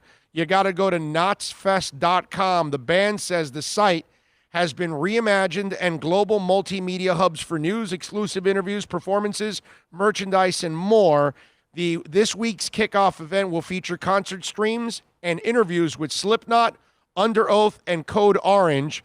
The Slipknot stream will feature the band's 2019 headline set from the Grass Pop Festival in Belgium, along with exclusive interviews with Clown, conducted by Ryan J. Downey, and then a whole bunch of other things going on under Slipknot with some other bands too. So if you're interested, it starts off today at 6 p.m. Eastern and runs through 11 o'clock. Well, actually, I think it's like 2 a.m. Eastern. I'm not crazy about everything they do, but they've got a few songs, man, that, you know, it's not the yelling. I know what you're talking about. Yeah, I'm just not. It's just they're not all that way. Do you like any of their stuff at all? I've heard several things of theirs. I just never got into Slipknot, man. I just never got into it. None of it grabbed you and did something? No, not at all.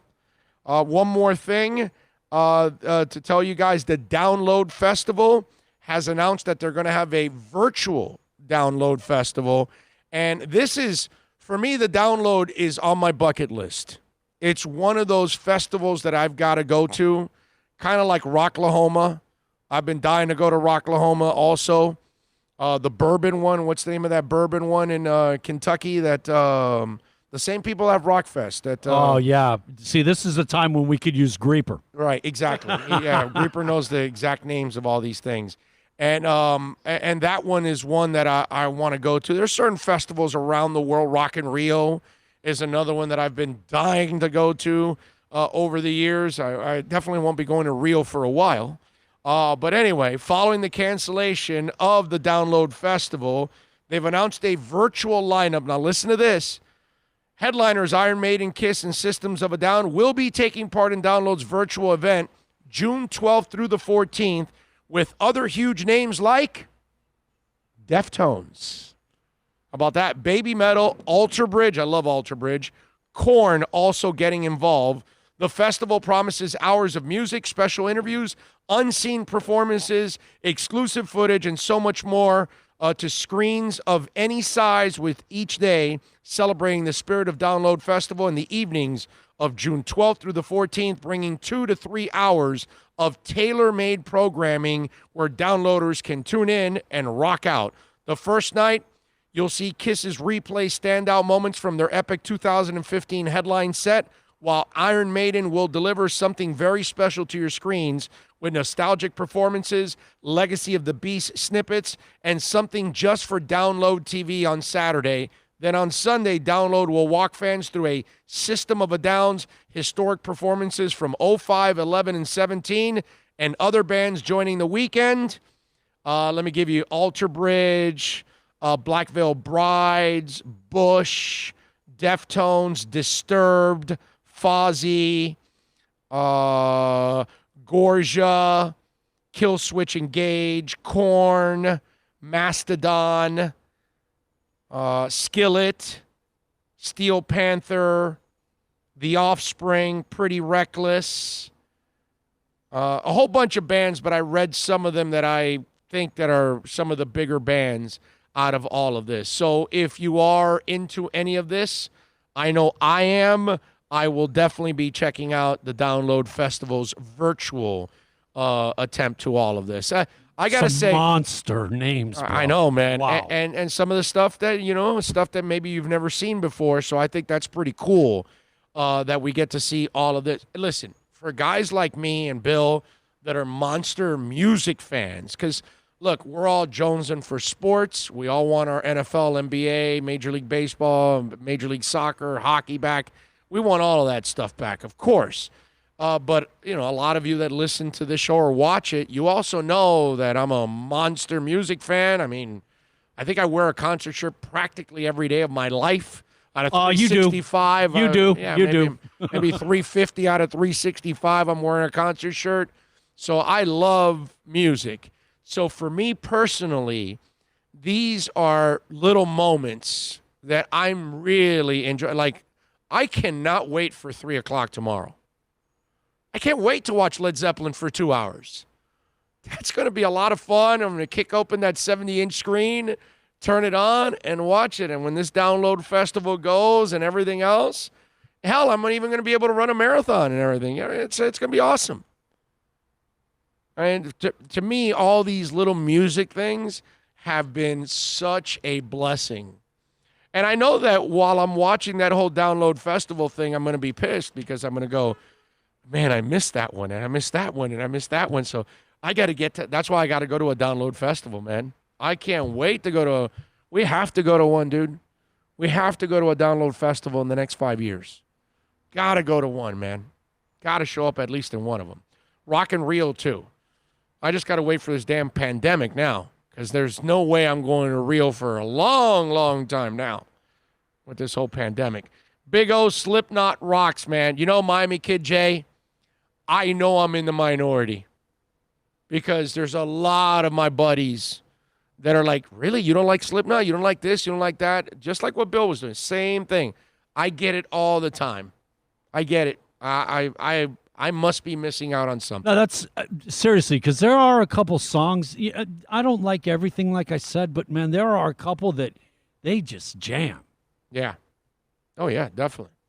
Are we still having a build party for your new studio once we come off lockdown, or are you just going to have a party? No, we party together, bro. We party together. Okay? Getting back to this getting back to this marathon thing and stuff, I have to say, with your lack of not even tapping the table, like the track and field game back in the day, it totally gets me thinking of the Ethiopian gentleman that ran in Mexico that was barefooted on those old streets, and what he suffered and endured, and the fact that you're not even going to tap the table and run a marathon. Hey, man, I mean, you should be impressed that I'm not even going to crack a sweat running a marathon. Mamu Wold, you've seen the shots. Yes. We all 68 Olympics. Yes. 2 miles high in Mexico City and all, and the guy was running barefoot. It's like, what? And is just going to sit there, crack a cold drink, and run a marathon. And again, the Parrot Head does everything pretty much the same way. He's barefooted everywhere he goes, bro. The Parrot Head. He never wears shoes.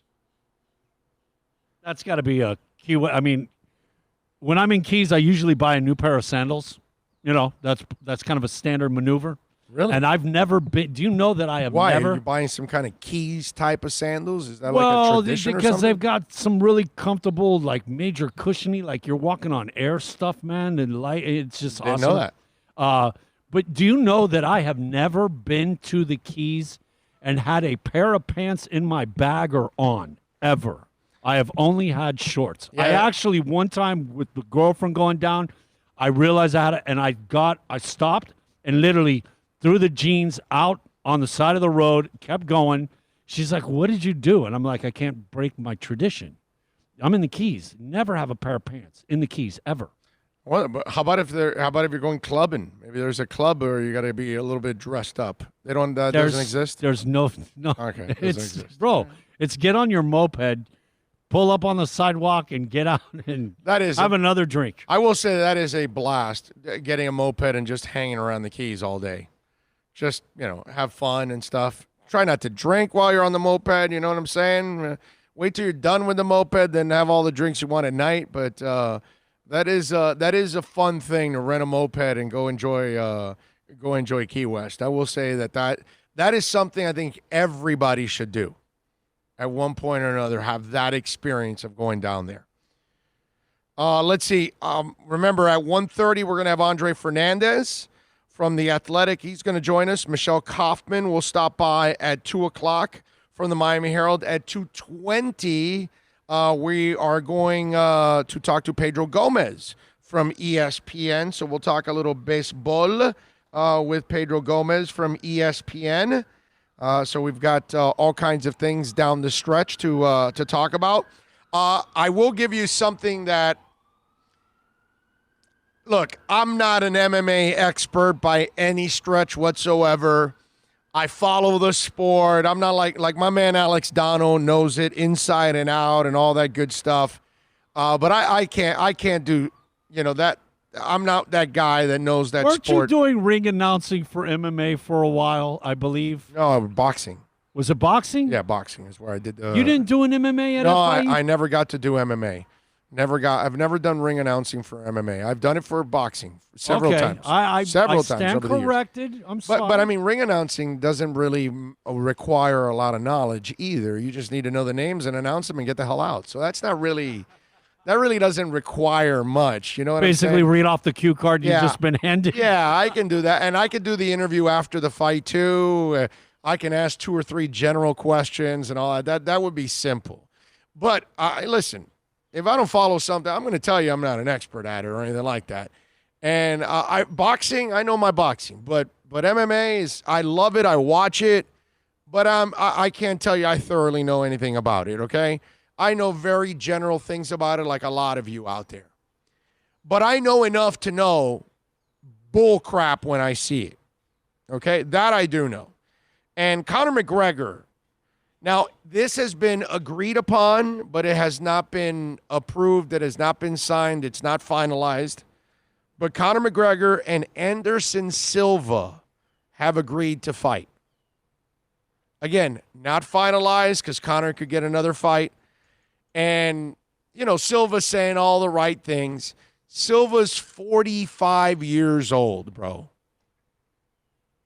And I get it that Conor McGregor right now is kind of fallen down on the totem pole. He is right now a loudmouth that people don't believe is a champion anymore. So the loudmouth has to kind of earn the respect back. I mean, you saw how Justin Gaethje kind of treated him like, yeah, dude, you're not important right now, bro. I've got way more important fights than Conor McGregor. That's kind of what we got. And so Conor can't get a marquee fight. And if you fight Anderson Silva, he just fought a tomato can in Cowboy Cerrone. Now you're going to fight Anderson Silva, who is a great champion, is one of the greats of all time in that sport. But in that sport, it's impossible pretty much to stay undefeated. It's like really hard. And this guy has lost 4 of his last fights. 4 of his last 5 fights. And he's 45 years old. How is this supposed to be a fight for Conor McGregor? Why? And really, are you going to pay for this? Are people actually going to pay for Conor McGregor and Anderson Silva to fight? Come on, man. See, these are the moments where I would tell Dana, you're now becoming boxing. There's a reason why boxing has lost so much in the public's eye, because they rip us off constantly with bad decisions and bad matchups. The beauty of the UFC and why the UFC is generally more powerful than boxing. Boxing still has certain matchups that UFC cannot reach. That when they do have the perfect matchups, their pay-per-view, the attention, all of that, boxing is still superior in spots. In general, UFC is the better sport, the bigger sport, more fans, younger fans, hipper fans, more media, everything.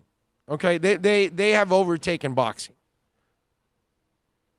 But if you don't want to fall into the rut of boxing, this is what you avoid. You avoid Conor McGregor against Anderson Silva, because that's nothing more than a glorified exhibition match. It's not one that's supposed to happen. It's kind of like giving us Pacquiao Mayweather 7 years after you were supposed to give it to us. And so as boxing promoters, as a sport, you failed every one of us. When you put Anderson Silva and Conor McGregor in an octagon, you're failing all of us. You're just coming up with some bogus exhibition because you're trying to whore off your sport. I'm just saying it. You know, UFC, you're better than that. You don't need this kind of fighting in your sport. You need a real match. And Silva McGregor is not the kind of match that you're going to end up selling. What do we got here on the chat board? Okay, a lot of stuff. Looks like you guys are going back and forth with each other. Drubo says, Under Oath rocks. Duality by Slipknot is one of the few rock songs that I like, Alan D says. I'll check it out. All right? Check out Code Orange video forever. All right? Super Boom Shack, I will check it out. I have seen Slipknot a few times live, and they put on a great live show. I've never seen them live. Never seen them live. My boy Greeper, one of my better friends in this world, he is a fanatic of Slipknot. I know this guy likes Slipknot, but I know Greeper is like a fanatic. My nephews, both the nephews are Slipknot maniacs. Like, right. Go to California to go see Slipknot type stuff. Okay, you open your mic and they're hearing your speakers from your headsets. Anyway, so sorry. Yeah, it's all right. It's all good. Just put them on. What's it called? I mean, a lot of you like them. I must be missing something, man. I am surprised that you haven't run across one song that, like, hey, that's all right. You know? Yeah, you're right. Maybe I haven't heard. Need to give them another ride, man. Maybe I haven't listened enough to give them the props that maybe they. Well, listen, they don't deserve or need any props from me. They are way, they're more than successful. They are a multi-platinum band, so they certainly don't need my approval by any way, shape, or form. You know what I'm saying? But I will say that I run into this a lot. I put it this way: I rarely run into the person that agrees with me and says, "Yeah, nah, I'm not a Slipknot guy." I mostly run into the person that says, "Really? I like them." And they'll be like what Bill says, that you don't have to be fanatical about it, but you don't even like a couple songs? Like this one or this one, that kind of stuff. That maybe, okay, you don't like the band overall, but there's a couple tunes that hey, they're all right. That kind of stuff. Not even that. And that's weird. But that's kind of been the MO with me. All right, let me tell you about Craig Zinn's, Acura of Pembroke Pines, folks. We're out here at 15601 Pines Boulevard. Come on out here, folks. They will definitely take care of you. They've got 0.9% financing right now, up to 72 months. All right, so if you're going to get financing for 72 months, 0.9% financing is the way to go out here at Craig Zinn's, Acura Pembroke Pines. If you are a military veteran or you're currently in the military, if you are a first responder, $750 off the purchase of a new car or lease. If you are a graduate, $500 off. So all kinds of ways to save. Come on down. It's the end of the month, so they want to make you a great deal here by Sunday. They want to wrap up the month selling as many cars as possible, leasing as many cars as possible. So make sure you come on down here to 15601 Pines Boulevard. Tell them that Big O sent you. I promise you they're going to take care of you at Craig Zinn's Acura of Pembroke Pines. Are you tired of watching the same old travel videos on the internet? Well, then check out MikeNoGoZones.com, a travel documentary that's breaking barriers. I go to the places that the media tells you to fear, where no one else dares to go. Baltimore, Opelika, South Side of Chicago, and more. Go to MikeNoGoZones.com.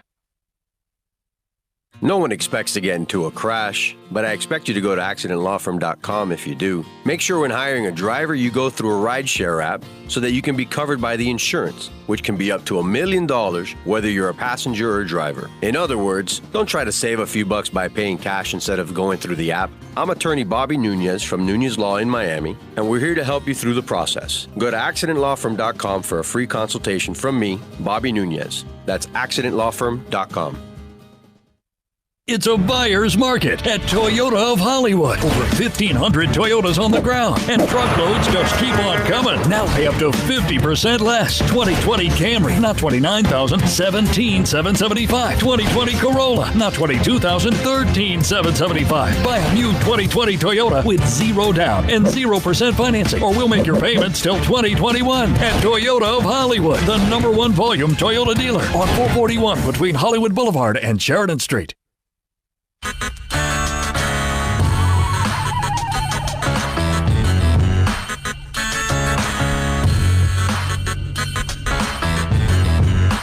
This is the Big O Show.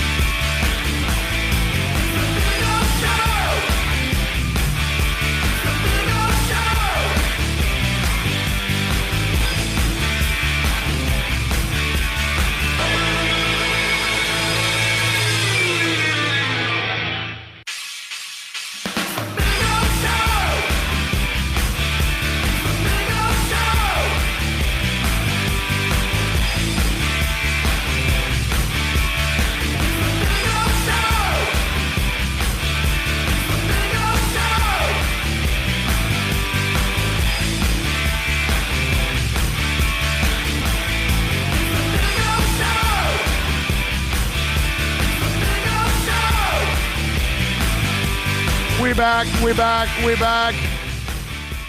Wife just got here. She's got to get the car serviced, the RDX.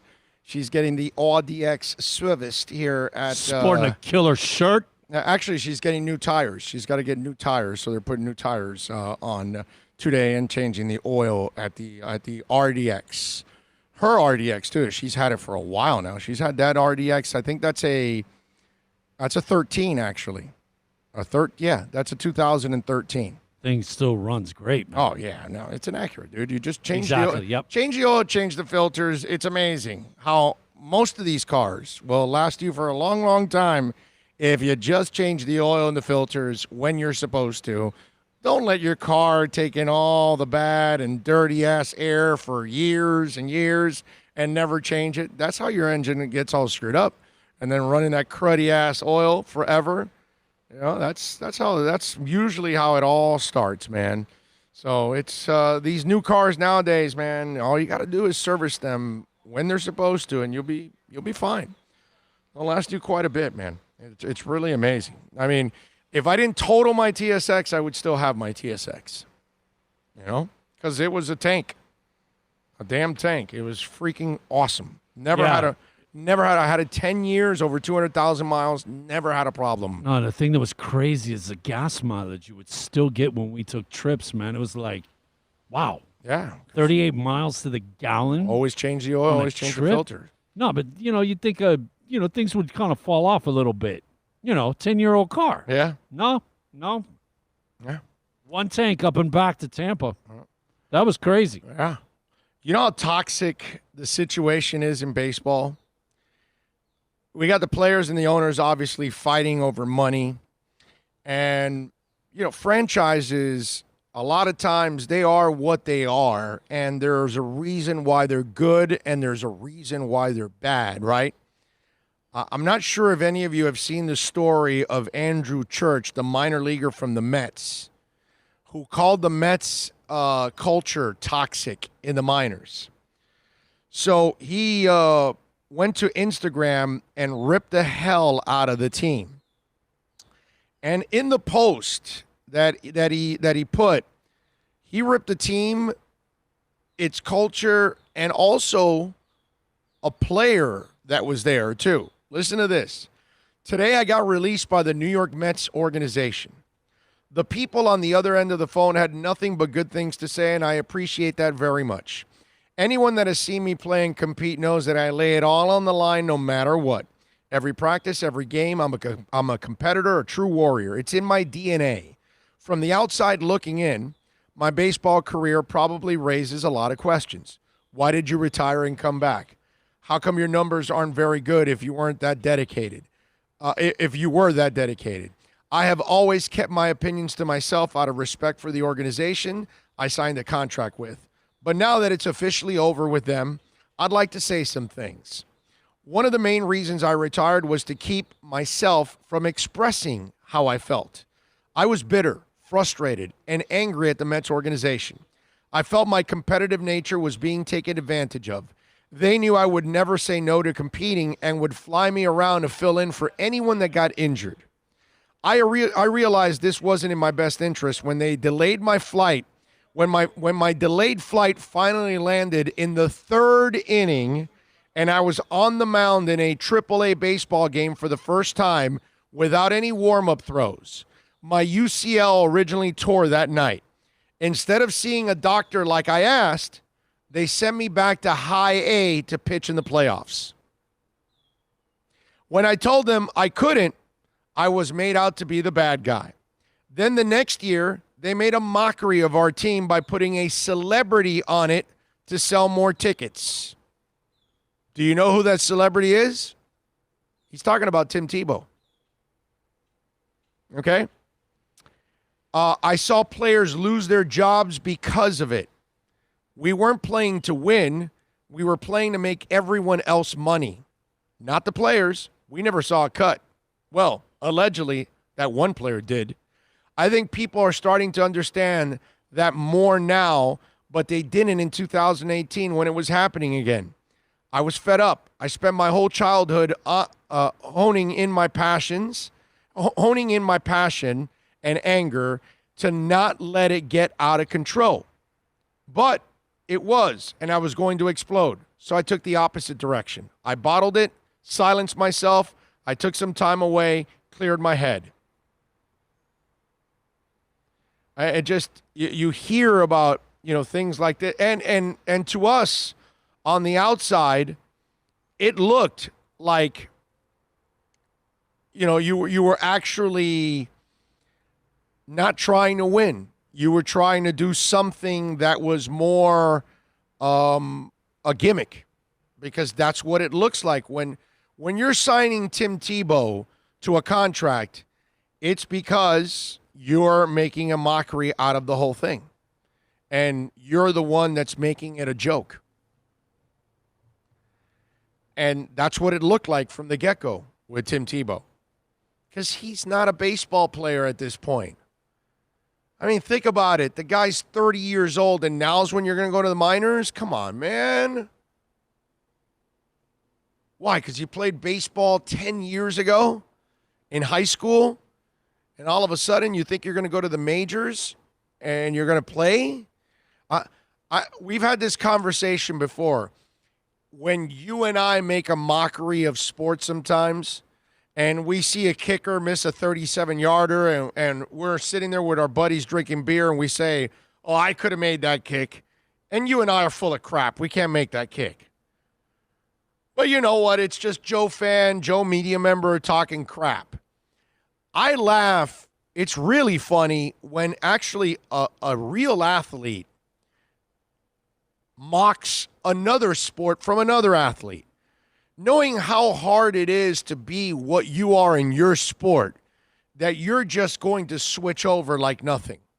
Well, I'm Tim Tebow. I'll just go play baseball. Haven't played baseball since high school, but I'll make the transition to Major League Baseball like that. And sure enough, he can't. I remember when Chad Johnson, after life after football, he tried everything, right? But you know what he also tried? He thought he could go play Major League Soccer. Why? Because he kicked around the soccer ball a couple times at Miami Beach High. So because he did it at Miami Beach High and because he does the river dance in the end zone, oh, that should be enough for him to translate to the MLS. When even athletes insult other athletes by like, no, I can play your sport. No, you can't. And it's not that easy. And so when Andrew Church, who's a real baseball player in the minors, trying to fight his way through all of this, and then he sees Tim Tebow walk in with 400 media members dragging behind him. Oh, and Good Morning America. How do you take it serious? None of us took it serious when the Mets did it. We kind of looked at it as a joke. And while I said he would never make the majors because I was going on pure skill and talent that he does not have to be in the majors, there was a part of me in the back of my mind that says, oh, you're going to eat crow because he might just make it to the majors because he's here by fluff. They might put him up by fluff. So there was a part of me that was thinking, I might be wrong, but I'm going to talk about his real talent and his ability, that it does not belong in the majors, and he'll never get there that way. And I probably, if he would have made it, I probably would have gotten into the discussion of, yeah, he made it, but he really didn't. They're only putting him there because it'll sell some jerseys. The guy batted .202. How the hell is he going to be? How does he really belong in the majors? So there was a part of me that thought that the Mets were still going to screw it up and really not just insult their minor leaguers, but insult their major leaguer by bringing him up all the way to the majors. And they didn't. Or at least they haven't. Who knows? He might come back next year and they still bring him up. I don't know. But I saw that and it was like, oh, really? Is that what we're doing now? We're going to do that? Come on, man. Tim Tebow, give me a break. All right, 786-322-1105 if you want to get in on the accidentlawfirm.com text line. You can also reach out to me on Twitter. That's at Big O Show. Follow us there as always, because that, of course, is a 24-hour talk show there on Twitter. Felipe Vasquez has new child porn charges. The suspended MLB pitcher, he's already behind bars right now, facing more than 20 felonies in a child sex case. He's now been hit with new child porn charges in St. Louis. The 28-year-old was arrested in September for allegedly sexually assaulting a 13-year-old girl in 2017. He's now been also charged with sending nude pictures and videos of himself to a victim.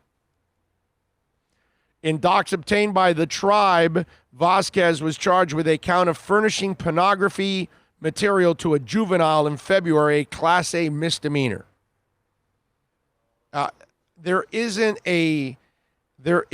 enough jail time for a pig like this, right? There isn't a sentence for a guy like this, right? I mean, this is a guy that deserves the death penalty. That's what somebody that is involved in something like this deserves. Not that they're going to give it to him, because obviously he'll serve a long time in jail. The fact that this actually goes through his mind is as disturbing as it gets. I saw that today, and it's like, it's just so sick and disgusting that an individual would actually act like this. Again, there isn't a jail sentence that really fits what this animal is all about. Don't forget, you can reach out to us, by the way, on Twitter at Big O Show, and you can reach out to us on email, orlando@bigoradioshow.com. EJD Construction, a proud sponsor of our program, 305-318-4978. We're not talking about a handyman. We're talking about custom home construction, major home remodeling. A lot of people right now, a lot of families are consolidating because of COVID-19. Bills, mortgages, rents have piled up. People have had to move out. And so a lot of families are kind of consolidating in other homes, and they need to enlarge the home. So a lot of people are calling EJD Construction because they've got to enlarge the home and add another room or a couple of rooms. Call them 305-318-4978. You want to redo that kitchen, the man cave, expand the house, whatever it is you want. They do it all, man, okay? And they do it at a very high level for you. $2 million in liability, $1 million in workers' comp, so they are fully insured, so you don't have to worry about it. You're not calling a fly-by-night company. You're calling professionals. Call Eric right now. Tell him that Big O sent you. EJD Construction. Support the folks that support us.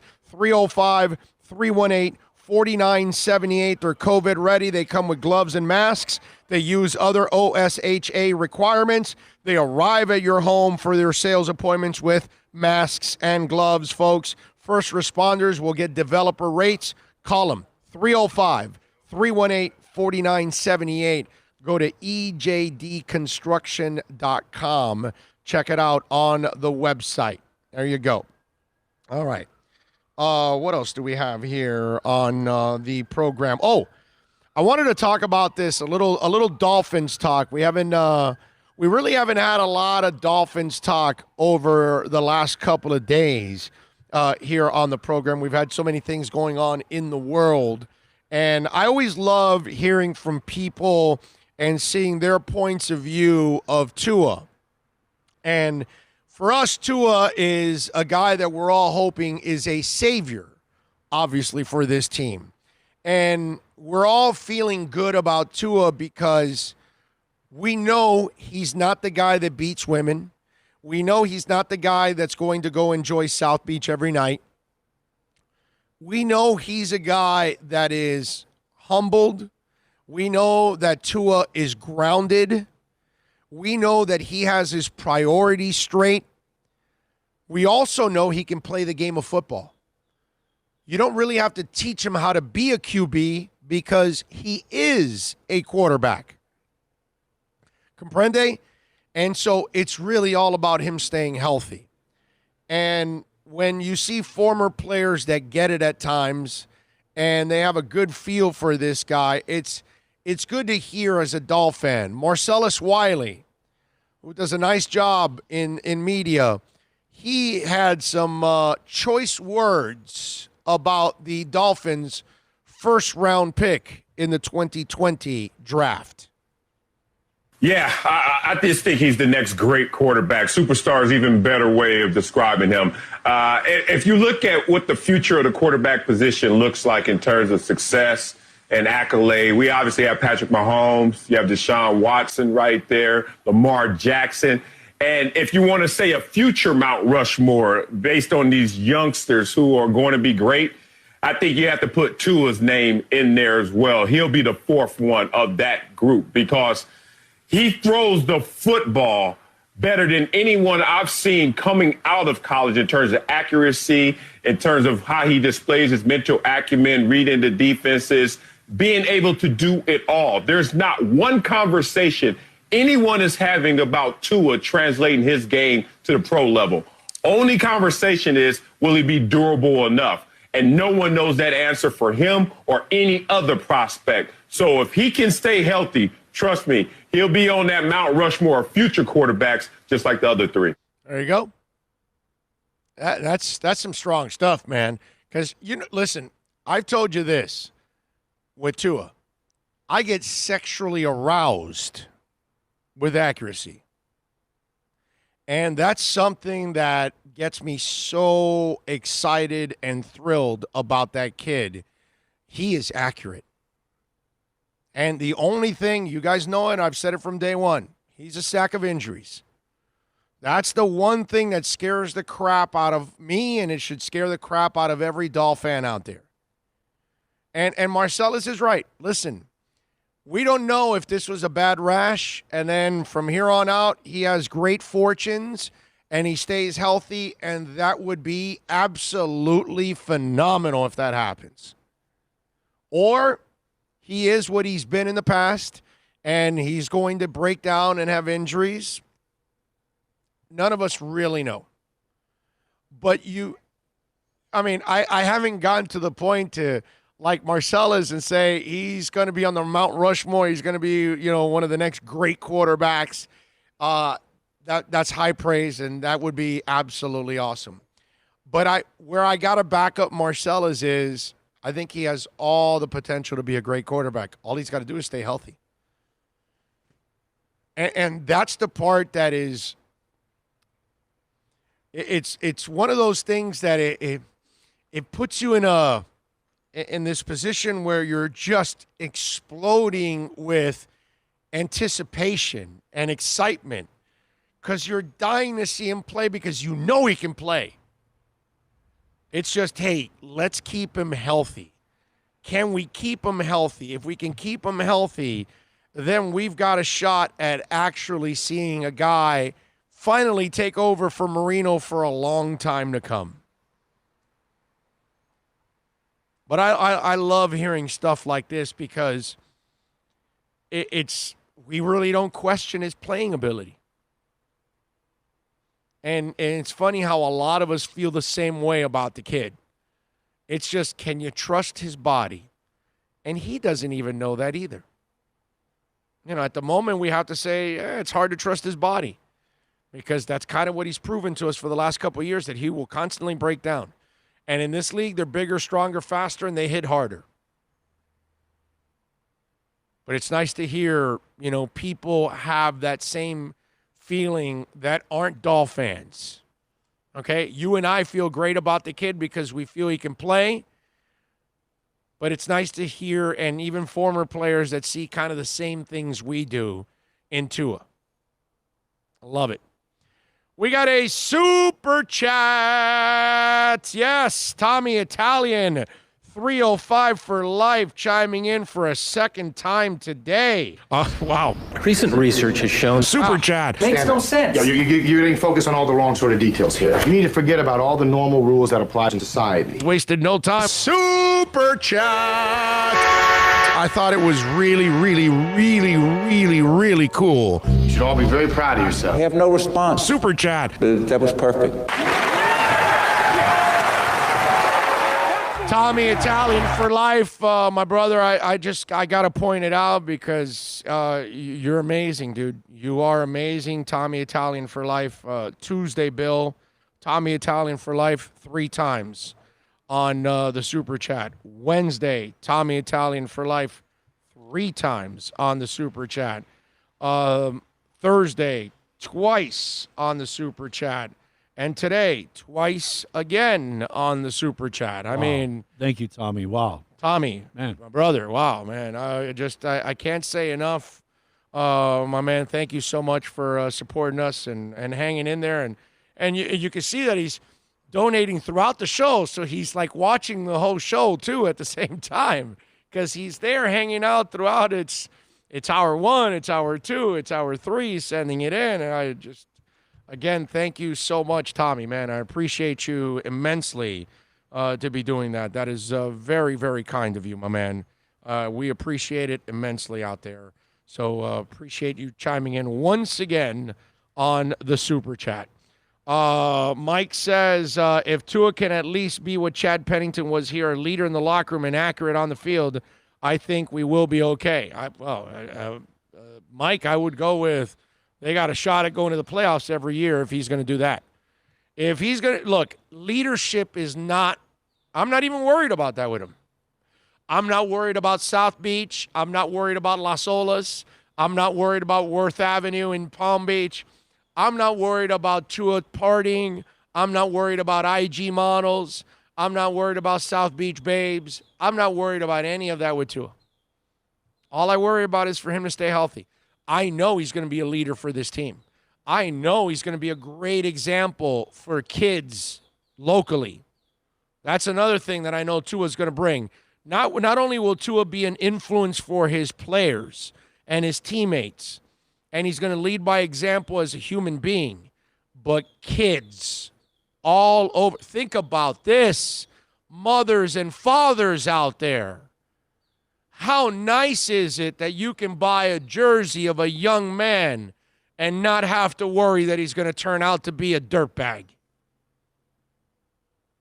How nice is it that you can buy that Tua jersey and you know he's going to lead example for men and for children? He's not going to get arrested. He's not going to beat women. He's not going to be, surfing for IG babes. None of that. That dude's not wired that way. That's nice, man. That's nice to know that you can buy Alonzo Mourning's jersey and you know what Alonzo is. And you can buy Dwayne Wade's jersey and you know what Dwayne Wade is. You know what I mean? You can buy that jersey and you can wear it not just for his career, but for his entire life. What he stands for as a human being. That's super freaking cool. Okay? Because I know it worries some parents out there that they buy a jersey and then they're, walking around and, oh my God, son, we've got to take away that Aaron Hernandez jersey.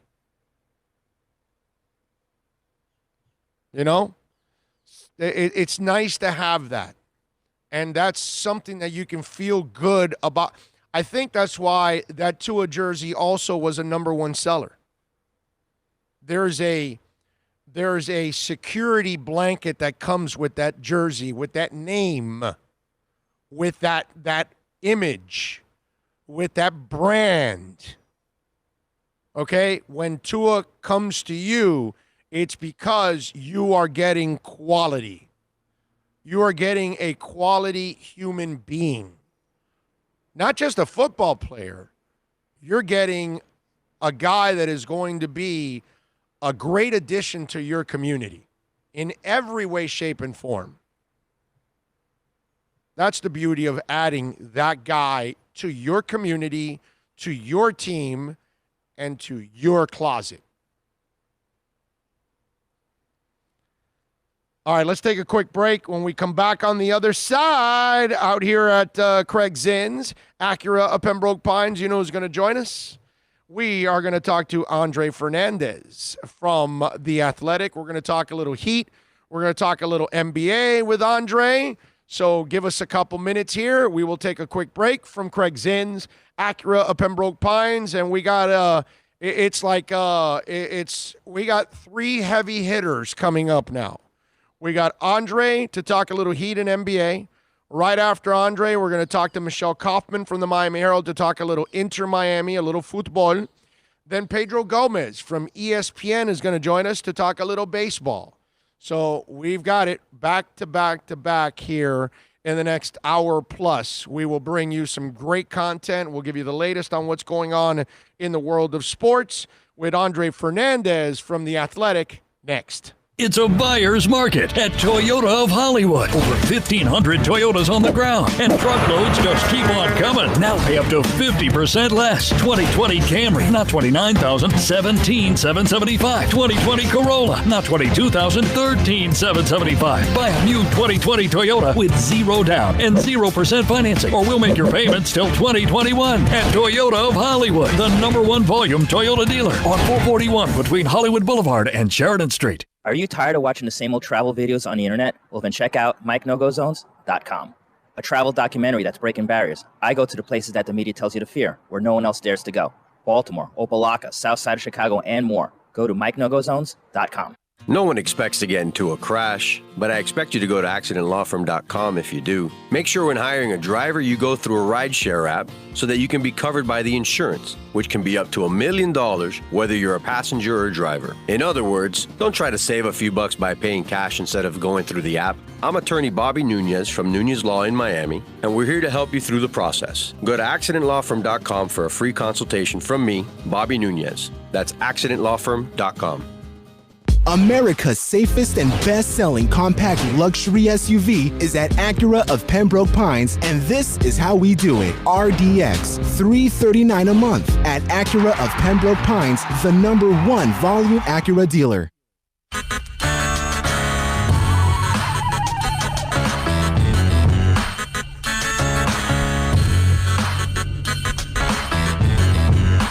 This is the Big O Show. This is the Big O Show. This is the Big O Show.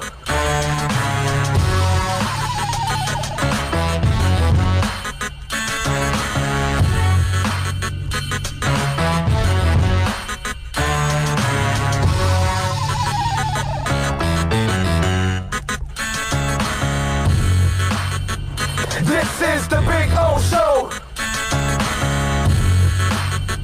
This is the Big O Show.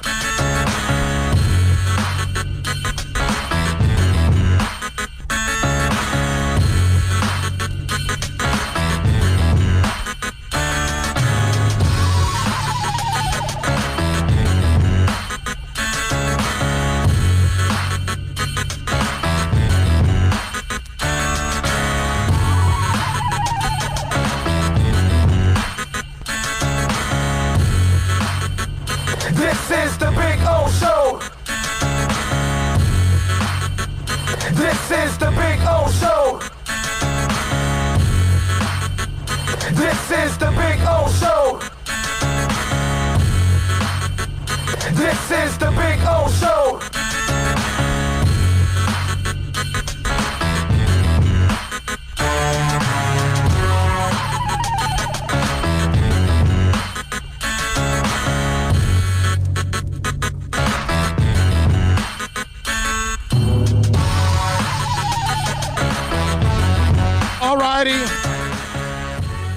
We back. We promised you we're going to talk a little basketball right now with my man Andre Fernandez, who does an excellent job of covering the Miami Heat for The Athletic. You can follow him on Twitter at FernandezAndreC. Andre, how you doing, my man? What's up, buddy? How are you, man? How you hanging in there? I am, well, we're surviving, my brother, COVID-free. You know what I mean? So that's... Absolutely. That's all we can do, right? The one thing you won't catch me is at an Ozark Mountains pool. That's all. That's all I can tell you, okay? Yeah. What'd you see? Absolutely, no. What went through your mind? What went through your mind when you saw that picture of all those idiots on top of each other in that pool? It's okay to swear on your show, right? Yeah. Oh, yeah. Go ahead. Like lightly. Yes. Yeah. My initial reaction was just, oh, shit. What was that? Say it again. I just said, oh, shit. Are you kidding? Like, here we go. Yes. Exactly. I mean, that reminded me of when I was a kid at the Venetian pool, but I had no choice there because I was a kid. But as an adult, even without COVID, I wouldn't go in that pool at all, dude. At all. Exactly. Right? I know. Go ahead. I never, you know how much paranoia as a kid sometimes you had that someone was going to do something gross or nasty in a pool, and then you're jumping into that shit and all that. You know what I mean? Yep. Yeah. No, I'm with you, man. I'm with you. Yeah.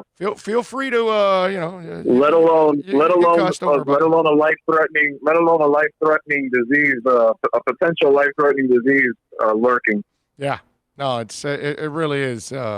It's nuts what's going on, man. It's like, hey, listen, we're supposed to open things up, but you're supposed to do it responsibly. That's the part that some people don't actually get about opening it back up again. They think, oh, it's open. Let's just go party, bro. Let's go. Let's get into orgies like right away. That's kind of what they want to do already. It's nutty stuff. Nutty stuff. Ridiculous. All right, so it looks like we are going to get basketball, right? But what are you hearing, Andre? Because this is obviously a process too, from training camps to getting to the hub. How are they going to do all this? What's the timeline, do you think? Well, I thought initially the timeline as far as the decision would come maybe even by today, from what we were hearing. But it seems like they had the survey results. Shams reported that a little while ago, and I'm pulling it up here actually so I can see if some of the numbers that they talked about. But basically, I think we're moving towards the decision being made very soon, probably sometime next week. But the owners don't seem to want this to go too far. The teams don't want this to go too far into, let's say, September, where you're finishing the season that late. So something needs to be done relatively quickly in order to get this going, because these guys, obviously, we talked about it. They need time to prepare. They need time to get back into. I mean, they're in physical shape, but you know how that is, not in game shape, not in practice shape. So, from the looks of it, they're pretty divided on the playoff seeding. I think it's going to be a little bit of a process to get, in shape to play again. But I think little by little they'll handle that. But the bigger intrigue is how they're actually going to pull this off. To me, like in terms of having the season there in Orlando. What format are they going to take?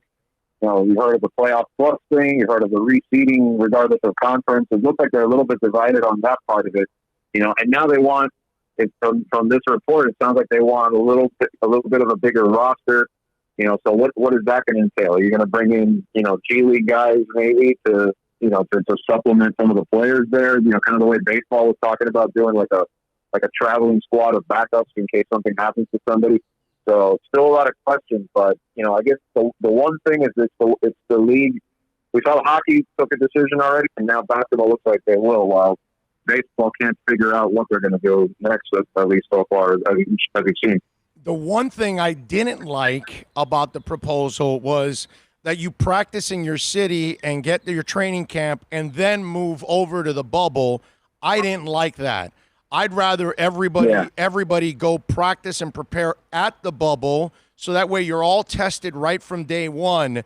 I feel like if they're all together and practicing in each city, guys are still going to be irresponsible. There are still going to be some guys chasing their IG models and all that crap, or partying or doing something, and then they're going to bring it to the bubble, and then you put everybody more at risk. Right. Whereas if everybody reports to the bubble and they get tested, they get weeded out right away, right there and then. Yeah.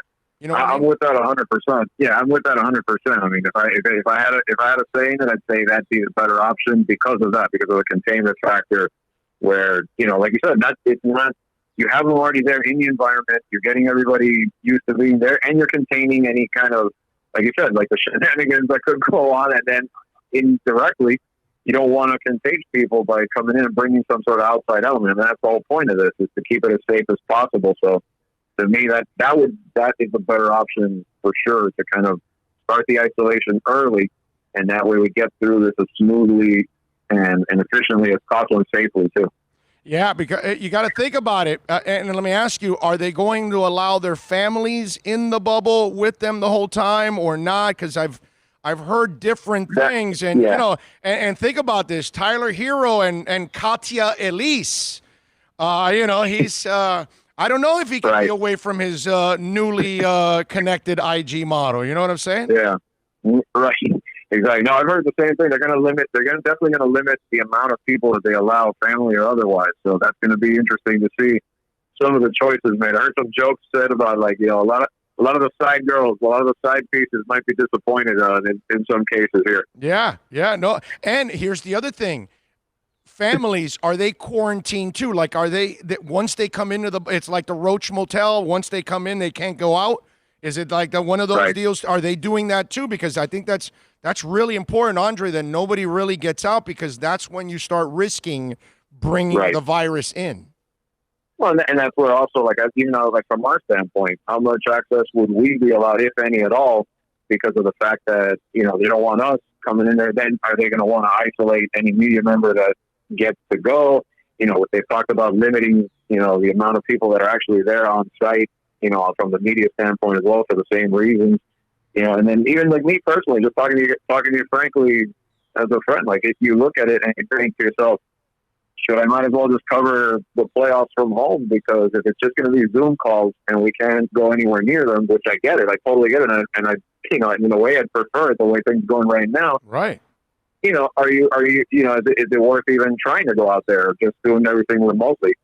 I mean, there's a lot of little things that they have to work out, with thinking safety first, and like you said, I mean, that's going to be interesting to see some of these decisions, the way they're made the next few days. It's going to be all virtual, right? You're not going to have any access. Yeah, that's what I'm expecting. Yeah. And this is actually, they'd rather have it that way anyways. So what the hell?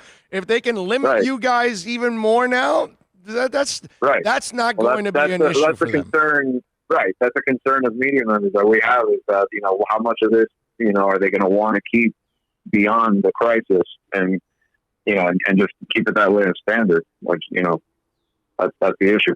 Yeah, and I think that's going to be, that part's going to be interesting, because that obviously fans will get hurt if you guys don't have access, because it's just not going to ever be the same. And if if we're going to get to a point where teams are just going to control the news and whatever, then obviously all you're ever going to get is fluff coming out of teams, because that's all they could ever do. You know what I mean? How about personally, what has the Athletic told you guys? Because even if they allow, let's say, you guys to be there, the companies might also hold back because of, risking putting their employees at any kind of risk and lawsuits and all that kind of stuff. So what has the Athletic told you guys? I mean, that's the part. Yeah, we haven't totally, completely decided anything yet. I mean, if I haven't heard, I mean, I'm sure they're having, the higher ups are having discussions about this at this point. But again, talking just me personally, I'm hesitant to do it because of that reason. And then even just thinking just from the logistics standpoint, why am I going to sit there and then, if anything, either be told you have to stay in some sort of, restricted environment for a month or longer, and be away from, not possibly even by myself, and not, be away from my wife for 2 months.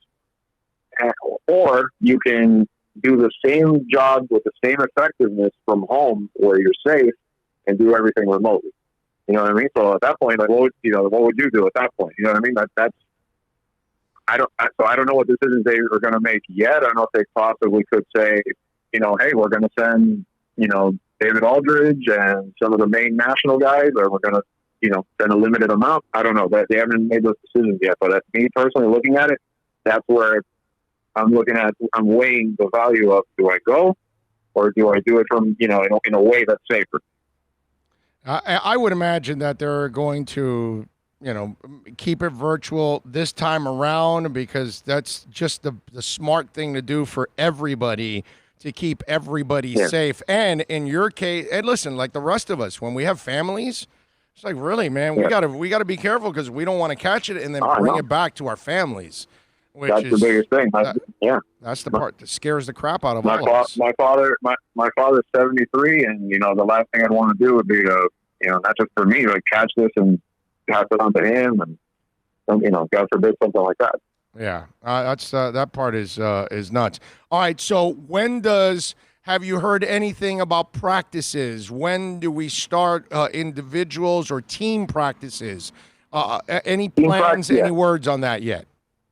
I haven't, on the basketball end, I haven't heard anything formal yet, because, again, I think they're waiting to hear sort of like the same thing that happened with the NHL, when they finally decided the format and said, all right, here we go. This is going to be, by this time, and put a proper plan in place. But I think we're getting close. I think we're getting to that point soon where a decision is going to be made. I think it's probably within a week, at least from everything I'm hearing and reading.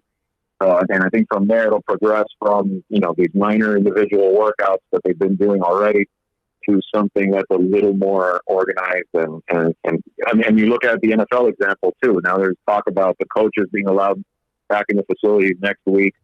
So I think each league's kind of monitoring what each other league is doing. And I think taking the cue a little bit from each one and in their discussion. So. When you look at now you hear the NBA might be working on putting free agency before the draft, I think is what they're talking about. What are you hearing with that? Yeah, I saw a report about that today. I mean, that'd be interesting considering especially a team like the Heat, which has, as we know, has 5 guys that are, on that potential free agency list. I mean, it's such a weird time too, to be thinking like you're going to finish a season and then something like this is being, talked about already. Like everything's out of order and out of whack. I mean, even the draft, like the draft combine was postponed. I still haven't heard that the draft itself is postponed from next month, but I can't imagine that would be held on time considering, you'd still want some sort of, I don't know if they're even going to have something pre to kind of, scout more of it or actually hold it, but there's so much that's sort of out of order right now. It's just a weird situation to fathom that you have a free agency like that, when you're still thinking of, a process that's still going to take a couple, at least, 2-3 months probably to finish the season. Yeah, no, I'm with you there. When you look at where is the Heat at, because let's remind folks, there's really not a lot of flexibility at all this offseason, correct? It's really next offseason where they're hoping, right? Fill everybody in on that. Not massive salary cap space this in this one going in, but decent. They have decent ones. But here's the problem. Because of what's happening with the NBA, they expect the cap is probably going to shrink. And if that happens, that takes away the amount of flexibility they had before when it comes to pursuing a big name from outside. I mean, everybody keeps throwing Gallinari's name out there, and you have others that are, maybe slightly more affordable options out there that they could have looked at. But if suddenly you only have maybe a wiggle room of, $10 million to play with, then that changes everything. And then at that point, you're not going to get that impact player from outside. Then you might as well maybe try to divert what you can to keep the guys that have been useful for you. Do that for one more season and then still keep yourself in good shape to go for the big, to go for the whales in 21, which is what you really want. What'd you think of that story about Beal and the Nets talking about Beal? That's interesting because, Beal is still a guy that if somehow they could figure that out, to me, like I was actually talking a little bit about it the other day, that everybody talks about Giannis, and that's great, but, if you can bring in a guy like Beal, that'd be a tremendous addition going forward, a guy that you could pair him on in this group that you have right now. Imagine him doing what he does with Bam there. You can take the pressure off of Jimmy, who's, as we know, is getting into his early 30s now. I mean, that's still an intriguing prospect to think that somehow something can be done to make him the third guy in the future for this team. But, again, to me, that still remains the biggest thing with this team is to somehow create that potential championship window again in the coming years. Even if you can't really make a great move now because of things that are going on, heading into this free agency period, you still want to be able to pull that big move off later on. All right, so it's your job to think about all these crazy-ass moves. So fill us in, because I'm trying to figure out, and you and I know that fans come up with the worst trades. They offer you, like, the 3 shittiest players on your team, and they think the other team's going to take it. So what's a realistic trade? What are the sacrifices that Miami would have to give up? Because some of those young pieces they're not paying anything to, they're going to be part of that trade for Bradley Beal. So if Washington wanted to move Bradley, what would it require to get back in return? What's going to hurt us? What are we going to lose as Heat fans that we say, oh, that makes us cringe? I think it's if you lose 2 out of the 3 youngsters that have made such an impact. I think it's if you have to move. Tyler, Nunn, and Bam.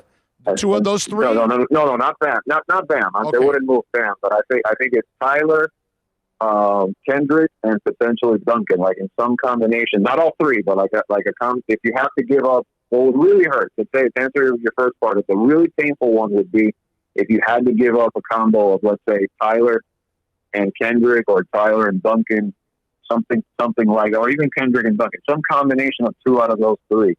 What you'd hope is it only costs you maybe 1 of those 3 and something else. Maybe you send off Kelly Olynyk because of the money that he'd make later on, at this player option, something like that. Maybe if you could somehow convince that and sweeten the deal in some other way, that's the best case scenario. But if it's a painful scenario, it's something that moves Hero out of here. And to me, out of the 3, the one that you look at right now, unless he develops his game more than being just a prolific scorer, would be Nunn. And he's a little bit older than the other guys. That's the guy. I mean, you love what Robinson brings you as a shooter and all of that. That could make him. That would make him definitely painful if this is the guy. If you lose something like that could bring you that every single season. But to me, to not ramble, to keep it on point, 2 out of those 3. If you lose 2 out of those 3, that's the painful scenario of what it could cost you to get a guy like Beal. But you bring in Beal, and then immediately you pair you have that new big 3 together. That gives you a window. That gives you a pretty decent little window of making another championship run, though. So the follow-up question, which I think you kind of answered it to me already, the follow-up question is, all right, Andre Fernandez is the general manager, and now you are forced to give up 2 of those 3 players. Are you telling me that Tyler and Duncan would be the 2 you would give up and you'd keep Kendrick Nunn? Is that what you're saying? No, backwards. I would probably give up Kendrick. I would probably give up Kendrick, and then it would hurt me dearly to also give up Tyler. But it would just depend on how much on how the negotiating goes with to get Beal in return. Okay. You know what I mean? That's where Kendrick only because this is not a knock on Kendrick. It's only because if the way you look at him right now, obviously he's a great scorer for you, but does he give you enough in other aspects of his game? And that's where, unless he develops that in the next season coming up and you see that he's more valuable to you, but that's where I'd say, and Tyler is such an attractive piece for another team. Like if you include him in any deal, I think that's going to sweeten it big time, for somebody to bite on something like that. Yeah. Too. But obviously it hurt a lot. I have a problem getting rid of Tyler and Duncan at the same time, even for Bradley Beal. Because those 2 guys bring so much offense. I don't think Beal is actually going to produce more offense than Hero and Duncan combined. But I'm with you 1,000%. Nunn would be the guy that I have to get rid of out of the 3, only because I don't know if Nunn will ever be an efficient shooter.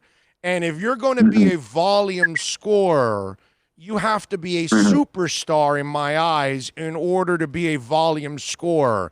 If you're a third, fourth piece to a team and the only way you can get your points is by volume, that's not efficient enough in this league. I'm sorry. It's just that, we kind of went through that with the big 3. With the big 3, they were about scoring and scoring in efficiency. So that's something that's really important to this team. And that's the one trait that I see in Nunn's game that's his weakness, that he is not an efficient guy. He's not. And that's where you're taking it from the offensive end, and that's more from that perspective. But even as an overall, that's what I mean. Like even if you go just like give him credit for what he brings you offensively, it's you're not getting a guy that's such a great defender right now. He's not, and there's other aspects, the passing, whatnot. There's other tools that he's not going to give you there that the other 2 will, or at least definitely Tyler has more of that. And that, but yeah, he'd be the 1 out of the 3 right now for sure. And then you'd have to make a painful choice between one of the other 2. Yeah, and that would pain me to get rid, because the other 2 are so freaking perfect for this league, bro. It's just, it's sick how perfect Duncan Robinson and Tyler Hero are in this NBA. Plus, Tyler has this moxie that you just, and Kendrick does have that moxie too, by the way. Let me give him his props. Yeah. But but Tyler is one of these guys that is just a fearless dude, and he has a natural shot like Duncan that you just can't teach that stuff, man. You just can't. I hate saying this, and I probably would regret it in a heartbeat, but I'd say probably that's why I'd probably lean towards keeping Tyler a little bit more, because me too. I'd say, all right, I'll give you Duncan, and then I'm going to cry every time he hits 10 threes a game. Yes. For someone else. Yeah. No, you're right. You're right about that. I definitely can't argue with that one. All right, so Heat-wise, what have they told you? What's their next step here? As far as the Heat themselves? Yeah.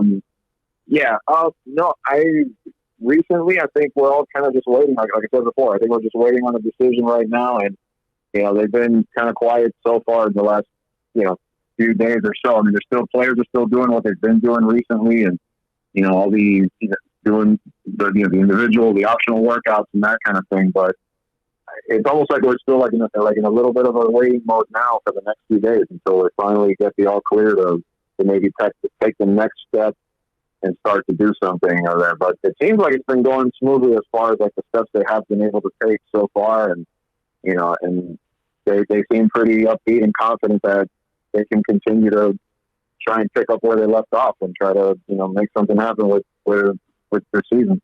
Let's hope so. Follow him on Twitter at Fernandez Andre C.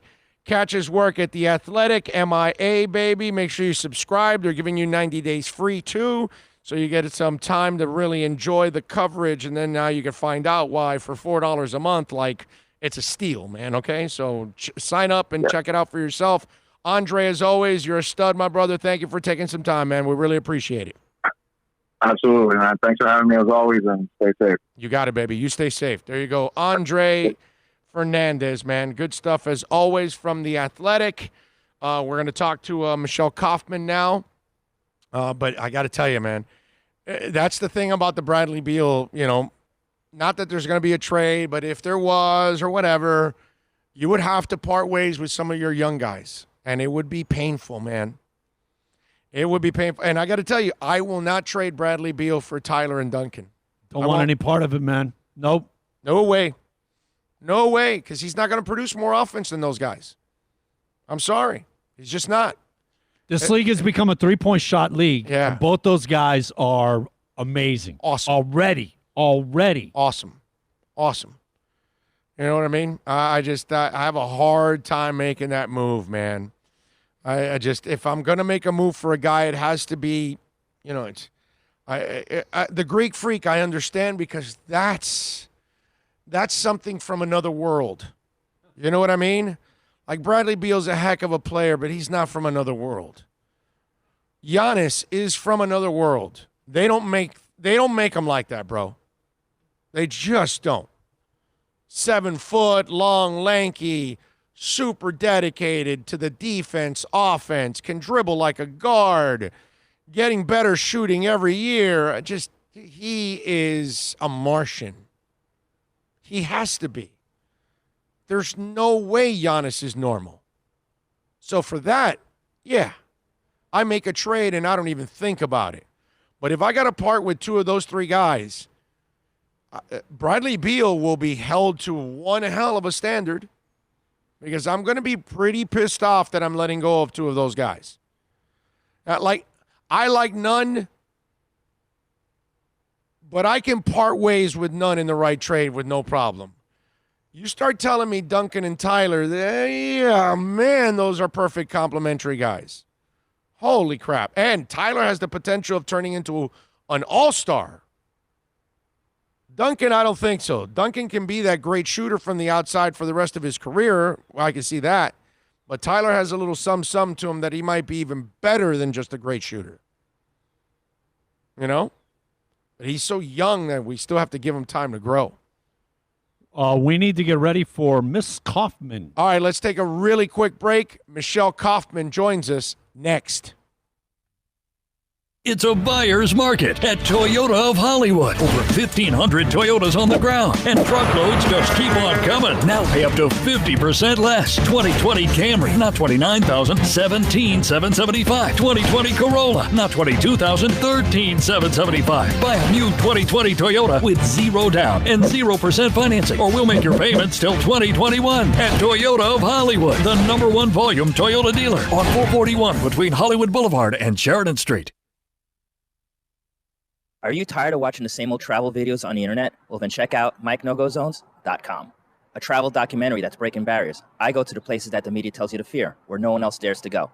Baltimore, Opelika, South Side of Chicago, and more. Go to MikeNoGoZones.com. No one expects to get into a crash, but I expect you to go to accidentlawfirm.com if you do. Make sure when hiring a driver, you go through a rideshare app so that you can be covered by the insurance, which can be up to $1 million whether you're a passenger or a driver. In other words, don't try to save a few bucks by paying cash instead of going through the app. I'm attorney Bobby Nunez from Nunez Law in Miami, and we're here to help you through the process. Go to accidentlawfirm.com for a free consultation from me, Bobby Nunez. That's accidentlawfirm.com. America's safest and best-selling compact luxury SUV is at Acura of Pembroke Pines, and this is how we do it. RDX, $339 a month at Acura of Pembroke Pines, the #1 volume Acura dealer.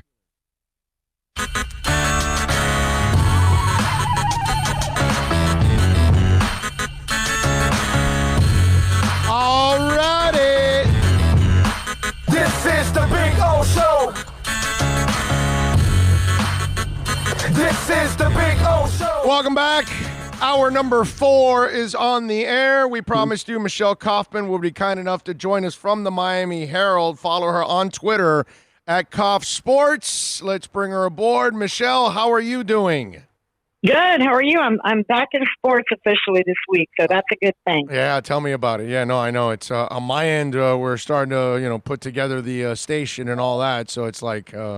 Finally, it's happening, and then it's nice to see that it's moving in the right direction. I know that there was some talk today that multiple players were going to be able to work out today. What happened officially today? Yeah, today is the first day that they're allowing small group workouts, small group training. So Inter Miami was going to be submitting their plan last night. They were hoping to maybe even start today. I don't think they have actually started today. I guess maybe it's going to start Monday. But the league gave permission yesterday to elevate from individual workouts to small group workouts with like up to 6 players working in a group. And I was talking to one player yesterday, and he was saying that this will be the first time they are receiving a pass in like more than 2 months, because all the workouts they had done so far was just dribbling, shooting, lifting, running, stuff like that. But they have not been able to receive passes, which, as you know, is a big part of the sport, is receiving passes. So now that they're going to be able to work with their teammates, they'll be able to, to really get some meaningful workouts in. And then from what I'm hearing, the league plan is going to be out, early next week or sometime next week. We're going to know what the league is doing, and everything is pointing toward the Orlando plan that we discussed last time, probably beginning sometime in late June. Okay. All right. That's good. So late June. Have they told you? Have they mentioned how many games? Are they going to try to get the entire schedule in? No, they're talking about, this is only going to be what I've heard with MLS is that they're using Orlando as a 30 to 45 day window because all the states are still so varied in their rules. This way they can have all the teams in one place. They could do a couple of weeks of regular, like a training camp. Then they're going to do a tournament, almost like a World Cup style tournament with round robin, knockout, whatever. And then the plan is that would basically go through July. And then in August, they would return to their home stadiums for the remainder of the regular season. So this is not to play their full season. This is it's basically to kickstart the league in one place with everyone under the same rules. And they're figuring that, by August, most of the states and cities would probably allow games to be played even behind closed doors, and they would, return to the home markets in order to play games at the stadium. So the plan, as I understand it, is that the Orlando thing is just for like 30 to 45 days of, preseason, it's almost like a preseason tournament. And then they would resume in their regular home stadiums. But I'm almost certain it'll be behind closed doors.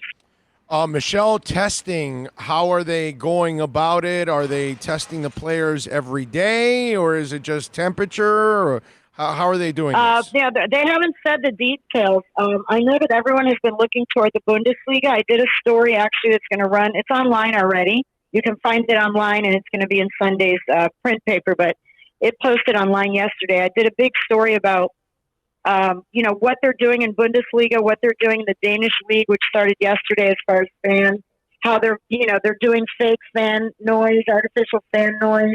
Mönchengladbach had cardboard cutouts. A few teams in Germany are doing the cardboard cutouts where fans pay $20 and send in a picture of themselves, and then they make a life-size cardboard cutout, and they filled the stadium. They had 20,000 at one game, 20,000 fans, and even the opposing fans can buy. The opposing fans can buy one for them and put it in the opposing stadium. So when their team is playing, their cardboard cutout will be inside the stadium. And it's pretty funny. I don't know if you've seen the pictures, but I've seen it. The pictures look pretty good. From a distance, you see lots of faces, and they are the actual faces of the fans. They're just cardboard cutouts. And then the Danish league had a team yesterday that did something more interesting, which is something that MLS may look at. They had a team that set up a Zoom. 10,000 fans were able to Zoom into the stadium during the game live. So they had them all in like 500 different chat rooms. Each breakout room had 18 fans in it. And then they showed their images on giant screens all around the stadium. But the fans could actually watch the game on their TV and cheer into their computer screen. So there would be live cheering from actual fans that was being piped into the stadium. That's cool. Yeah, I talked about that. I said they should hologram fans in, and then that way they're all sitting in their seats, and they're being filmed at home and then hologrammed into their seat at the stadium. Yeah. And you just do it with season ticket holders, and they have to understand that they have to behave. That if they don't, then they can risk losing their season tickets. And I'm sure most of them will behave when it's all said and done. When it's done that way. But yeah, they're looking at all kind of creative ways to enhance the fan experience, because for now, whether it's in Orlando or whether they go back to their home fields, it's going to be a long time still before fans can be there. So they want to still engage the fans, even if it's from a distance. That's interesting. I'm glad that they're at least doing something along those lines. Now, is the NFL has been talking about that they think they're going to have full stadiums, and I don't know if that's true or not. And they can kind of do that because they've got a lot more time than everybody else, and they can watch everybody make their mistakes along the way. So they can be bold that way. How does the MLS feel about later on in the year for fans? Is that something that still could be an option, or is that something that they're going to already eliminate? They haven't talked about eliminating it yet, but I think it's going to have to be, they're going to have to see how things are in September, October. They're talking about this Orlando thing would probably go through July. Then in August, maybe they return to their home stadiums, but with no fans. Then maybe they would just allow limited fans at the beginning, maybe just, only season ticket holders or only, the supporters groups maybe would get to go at the beginning. They haven't eliminated the idea of, a regular full stadium, but I just think at this point, it's hard to even fathom that right now when they're still doing like group workouts of 6 and they have to have their temperature taken as they get to practice every day. And in Orlando, they're going to be tested multiple times a week. In the Bundesliga, they're testing the players twice a week.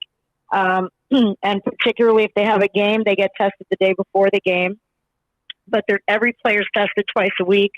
And I think all the leagues are watching the Bundesliga, not just MLS, but I think Major League Baseball, NBA, NHL, all the leagues that are getting ready to reboot are looking at the German Bundesliga because they put out like a 55-page protocol sheet, booklet, of everything they're doing. They're very, the Germans are very organized, and they went about this in a very organized fashion, and so far it seems to be working well.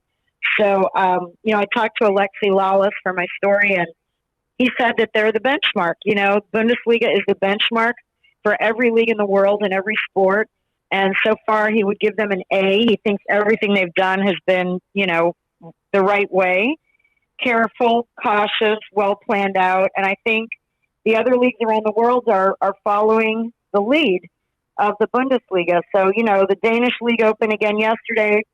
Serie A is going to be opening up in a few weeks. La Liga, a lot of the different leagues are going to start opening, but following the same protocols that they're doing in Germany. And I think MLS will be right behind them. Michelle, how do the losses, because we're hearing about how it's going to affect caps for other leagues next year. What is the MLS talking about with all these losses for them for next year? How does it affect their teams? Yeah, well, I think part of it will depend on if they ever do get fans in the stadiums. The main thing now is to get some TV revenue. Right now there's been enormous losses. Obviously, Miami was just getting launched. They invested all that money in the stadium and everything. So I think it's going to depend. A lot of it is going to depend on whether they ever get fans in the stadium during this season. Because if they do, if they can get some fans in the stadiums in September, October, November, if they get 3 months in where they have fans coming and concessions and parking and merchandise and all those things that fans spend money on, they can probably recoup some of the losses. If they spend the whole season with no fans and people just watching from home, those losses are going to be monumental, So I don't think we know yet. I don't think we know. And, they're talking about obviously pay cuts for the players. Now I'm hearing 10% across the board. It had started at 50 for some players and, higher price players. And then they went to 20% across the board. Now I'm hearing 10% across the board. So, because they've already made, quite a bit of money this year already, because we're already in June, almost in June.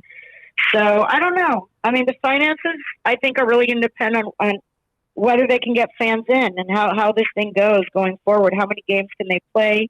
How many games are going to be televised? Are they going to be able to get a full season in, or is it going to be a partial season?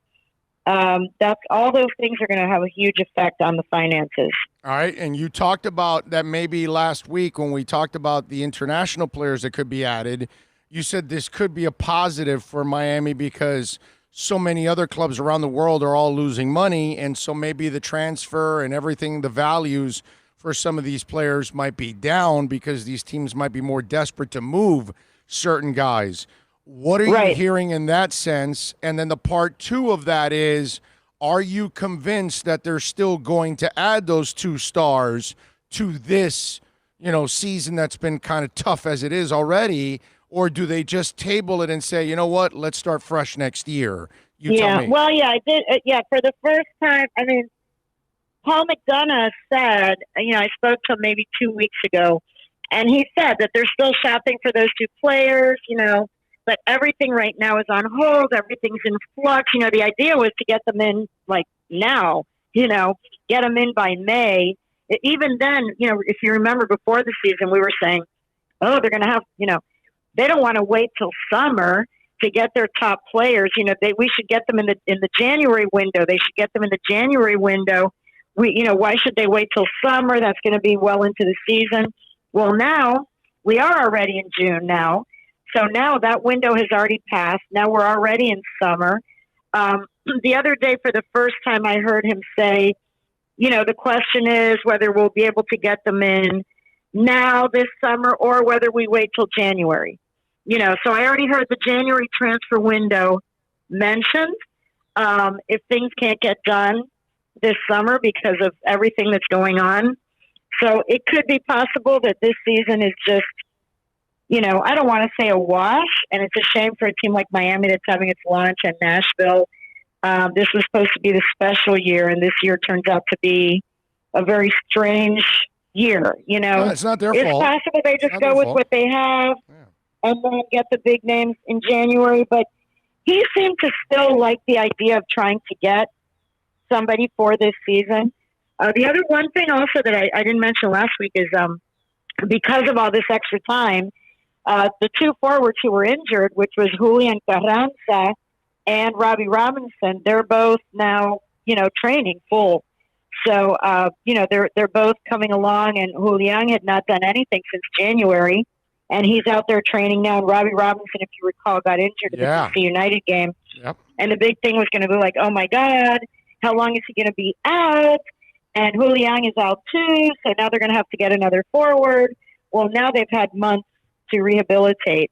So in that sense, I think they're going to come back healthier when they go to their preseason training in Orlando or whatever. They're going to have some players that had been injured in March. So that's good. They've got, I think all the injured guys will be healthy. I think Nico Figal got hurt at some point in training or something, that he has some kind of knee injury, but it didn't look very serious. But I think they're going to come back healthy, and we'll see what happens. It's a very strange season. It's not at all what definitely not at all what Jorge Mas and David Beckham had in mind. It's a strange year. It's a strange world. It's a strange time. It's just rough for everybody, man. And I don't know if you saw it. I contributed to a story today that Broward College, they just announced that they just made a Zoom call and told all of the coaches that they are canceling their entire athletic department for good, not just for this year. Done. No more sports. Well, you know what? Last week, when Akron eliminated some programs, I said this is the start of a lot of schools that have been losing money with a lot of sports and with Title IX and all that. This is going to be their out on getting their budgets more straightened out and it's not a male or female thing. It's not a sex thing. It's just there's lots of sports on both sides that don't produce money, and this is going to be their out. And sadly, there's going to be a lot of kids that are going to lose out on opportunities to get scholarships to go get an education somewhere. Playing, absolutely. Different types of sports that aren't the money makers. FIU dropped the men's track and field or men's cross country or track and field or something last week. Yeah. Broward College, like I said, they're dropping everything. They're just canceling their whole athletic department. They told all the coaches, they're all going to be let go. All of those athletes who are on scholarships, the junior college, but those athletes are on scholarships. They have a very good baseball program there. Several of those players have actually made the major leagues in the last 10 years. They have, a soccer team, men's and women's. They have, all kinds of sports, basketball. All those programs are just completely going to be shut down. And it just came out of the blue. They just told them, hey, it's financial. We're sorry. Goodbye on a Zoom call. And that's it. It's crazy, man. Yeah. That's sad. Sad, man. Sad. A lot of people are going to and in life, a lot of people that lost jobs, a lot of these businesses, they're going to streamline and they're not going to come back with the same amount of employees. And so, the whole economy is a very big trickle down, a big domino effect. Yeah. Many people are affected. So many people are affected. This thought from the president that thinks that we're all going to bounce back completely and really strong and really fast. He is completely wrong on that. This is going to be a struggle to come back because a lot of people have been devastated by this. And it's set so many. Yeah, and even when they open, I went with my family. We went just to pasear yesterday a little bit and get out of the house. And we went to Brickell City Center, to walk around and everything. And, it's open, but there were very few people there. I felt so bad. I mean, I went in and bought some macaroons and some gelato from this one place because this woman is standing inside there in a mask by herself with these beautiful macaroons and colorful gelatos, and not a soul was buying anything, and those are designer stores in that mall, and you've got like one person working in each store standing there wearing a mask, and there were barely any customers. I mean, we were there, and there were I don't know. There were maybe 50 people, whatever, in the entire mall. Wow. It's tough, and how are those stores going to pay the rent? How is this going to happen? Because if customers aren't there, if nobody's shopping, it doesn't matter if they say, hey, we're open, come back, we have hand sanitizers, everybody's wearing a mask, whatever. People are still not venturing out that much. They're really not, at least not yet. And they're smart for not doing that. That's the way to go. Follow her on Twitter at Koff Sports. Catch her work at the Miami Herald, and she's back doing sports every day, which is a beautiful thing. Michelle, yes. Thank you for taking some time. You're awesome. Look forward to talking to you again next week. Be good. All right. Take care. Okay. Bye. There you go. The great Michelle Kaufman. All right. We are now going to go to Pedro Gomez now from ESPN. We're going to talk a little baseball with Pedro Gomez. Has it been very, very good to you? Yes. Well, baseball has been very, very good to Pedro because Pedro has been covering baseball for 30-something years, man. He's been covering baseball. First time I had Pedro on my show, he was working for the Oakland Tribune 30 years ago, and he was covering Canseco and McGuire and all that stuff, and I was doing Spanish radio, man. And I would bring him on to talk baseball in español back in those days in Radio Acción with Pedro Gomez. So we're going to talk to Pedro now as baseball obviously has got its issues. Everybody else is trying to figure it out just like baseball, and obviously Pedro is as well connected as anybody in this business. You could follow him on Twitter at Pedro Gomez ESPN. Bill is getting in contact with him now, so we'll have a little fun with Pedro, and we'll talk about what the baseball players are doing, what they're thinking, because I don't know what the hell they're thinking right now, to be honest with you. Baseball players and baseball owners, actually, everybody in that sport. I just don't understand what's going on, and so Pedro will be the guy to explain it to us, because I'm sure he'll have the answers. He'll be able to figure out what their crazy asses are thinking about, right? Follow him on Twitter at Pedro Gomez ESPN. Let's bring him aboard. Pedro, how you doing, my friend? Orlandito, everything is good here in Phoenix so far, man. Our family is good. Hope the same is true for you. Yes, bro. We're trying to stay COVID-free and just stay away from people. And as long as you stay away from pool parties in the Ozarks, you should be all right, my man. Okay, you should be all right. I don't know. No, that was crazy. I saw the scene.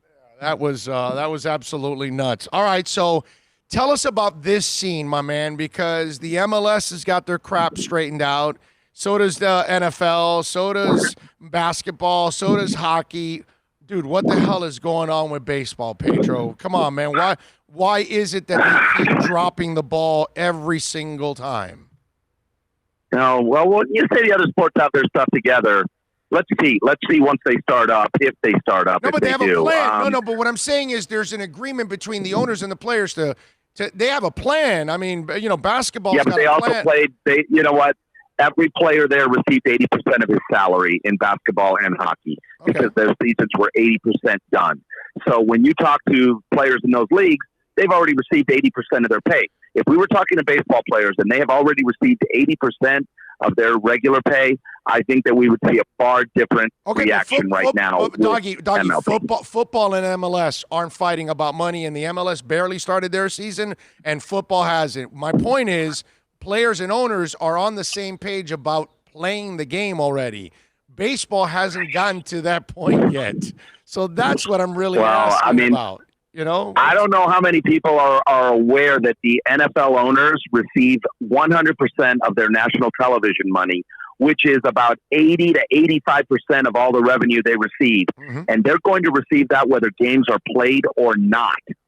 That is the contract that NFL owners have with the national networks for their product. They were able to leverage and say, we're going to get our money whether there are games or no games. So that changes things as well for the NFL side. But in terms of baseball, look, you're talking about the strongest union in all of sports, maybe the strongest union in the history of this country. True. And they've been able to negotiate for their players a lot of things that other sports have subsequently followed up on. And, you're talking about money always rules the world. And when you're looking at, guys receiving maybe 25% to 50% of their pay, that's going to get a little touchy. So players are going to stand up for their rights, and the MLB Players Association has done a pretty damn good job in terms of negotiating for the players over the course of its existence since 1966. Whether you talk pensions, whether you talk guaranteed contracts, all of those things, and they're not going to all of a sudden just turn over and say, okay, forget everything we've done and we'll do whatever you guys want. So I think that they're fighting for their union, their players, and I would never suspect them of doing anything less. And look, owners are going to have to also give, and I know that to a large degree they have.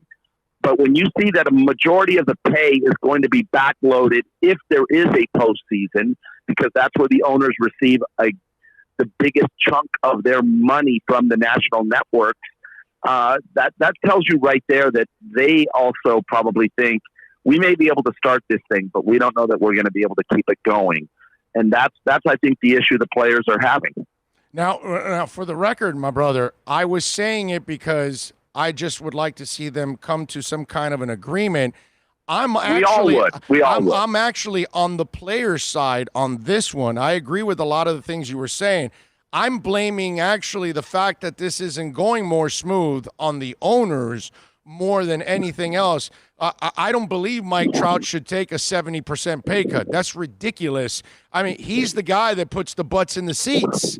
So I completely understand with the way they're going about. My question to you is, why is it so adversarial, and why don't the owners kind of understand that they keep losing traction every year, and it's super important for them to stay in front of the public? And I heard Passan say that there's a part of him that says some owners are saying let's punt on the 2020 season. Yeah, that would be suicidal for this league.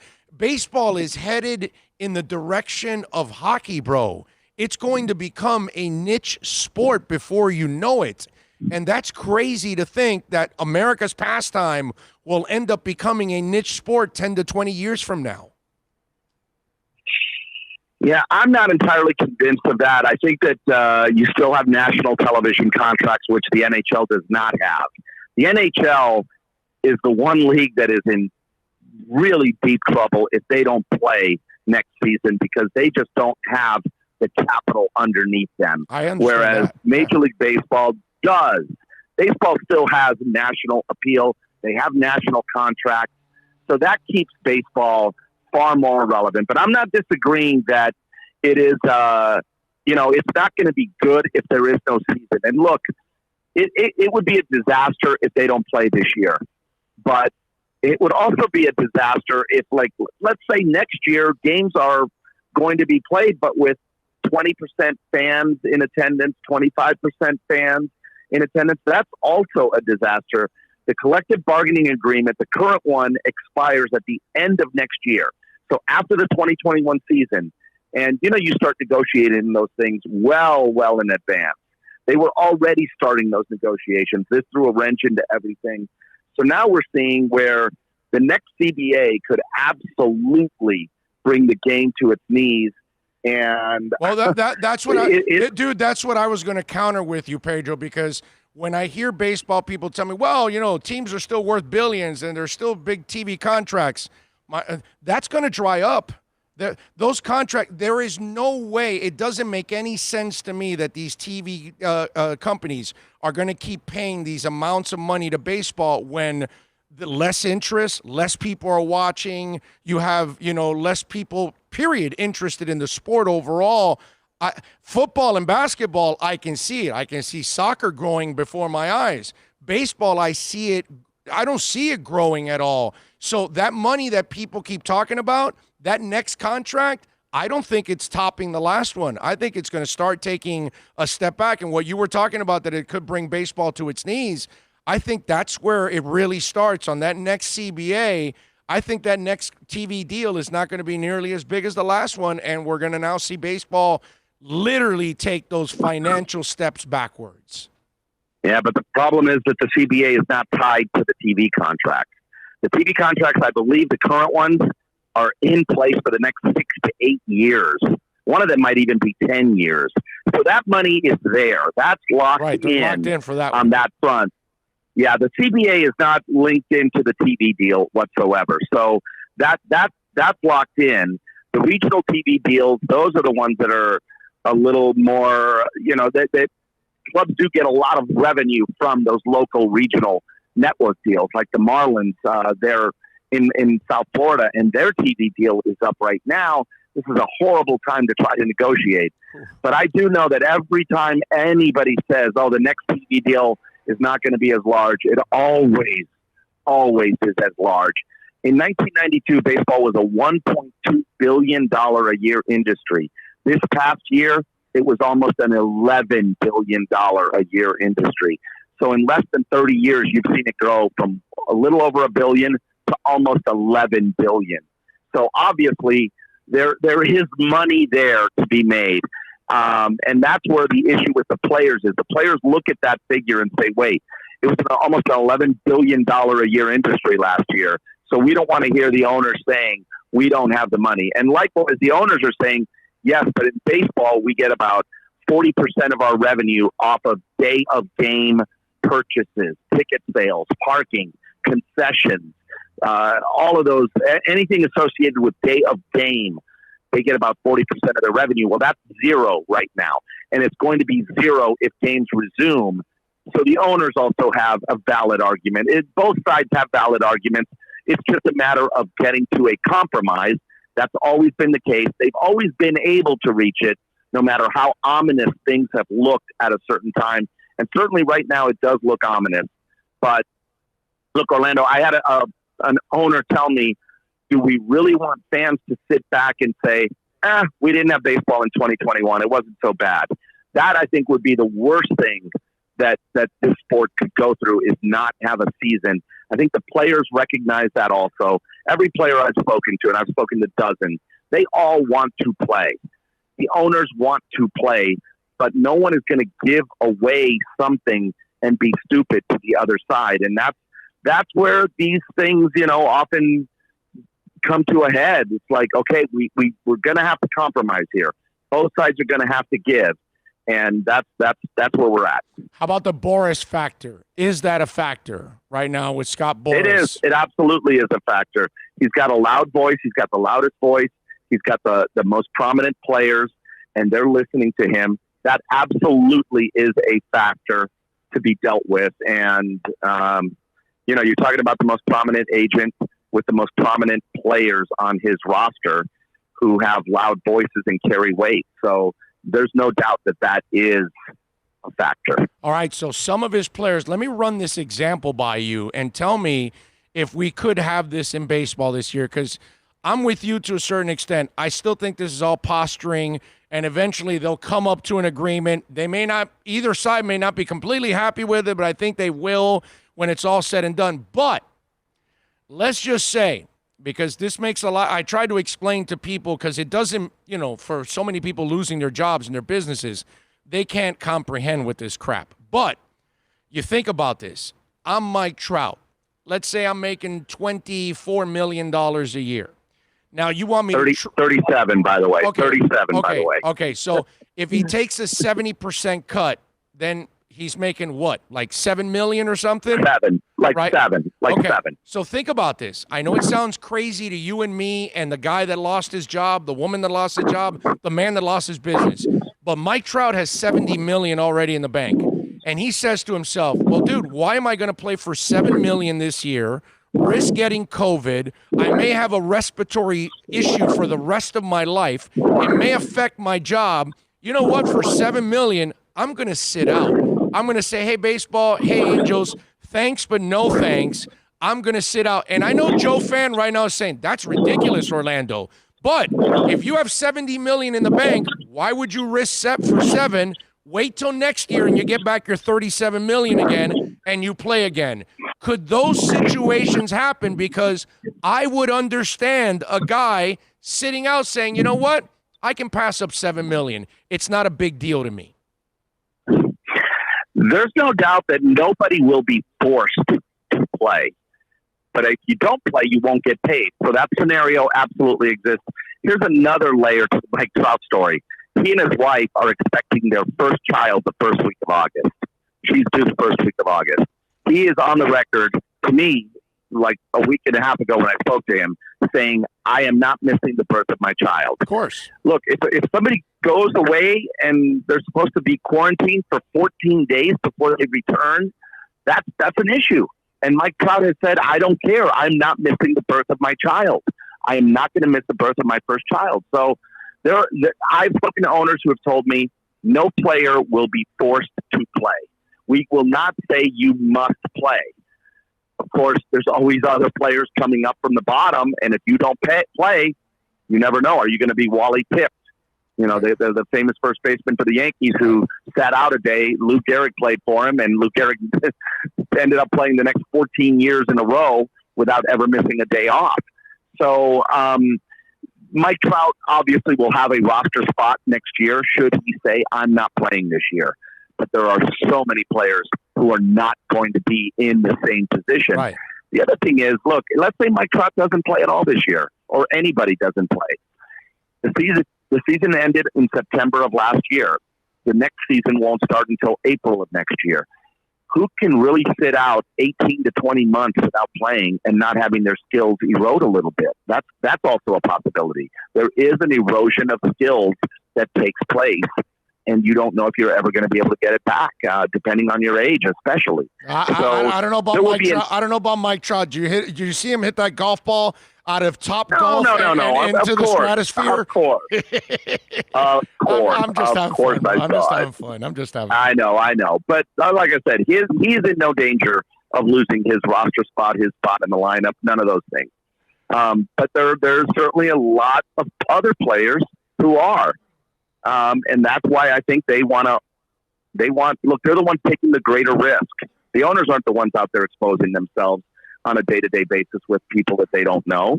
And there are certainly ancillary people that you come in touch with during the course of a day of a major league game. So they feel like they're the ones taking the bigger risk. Why should they receive the biggest cut?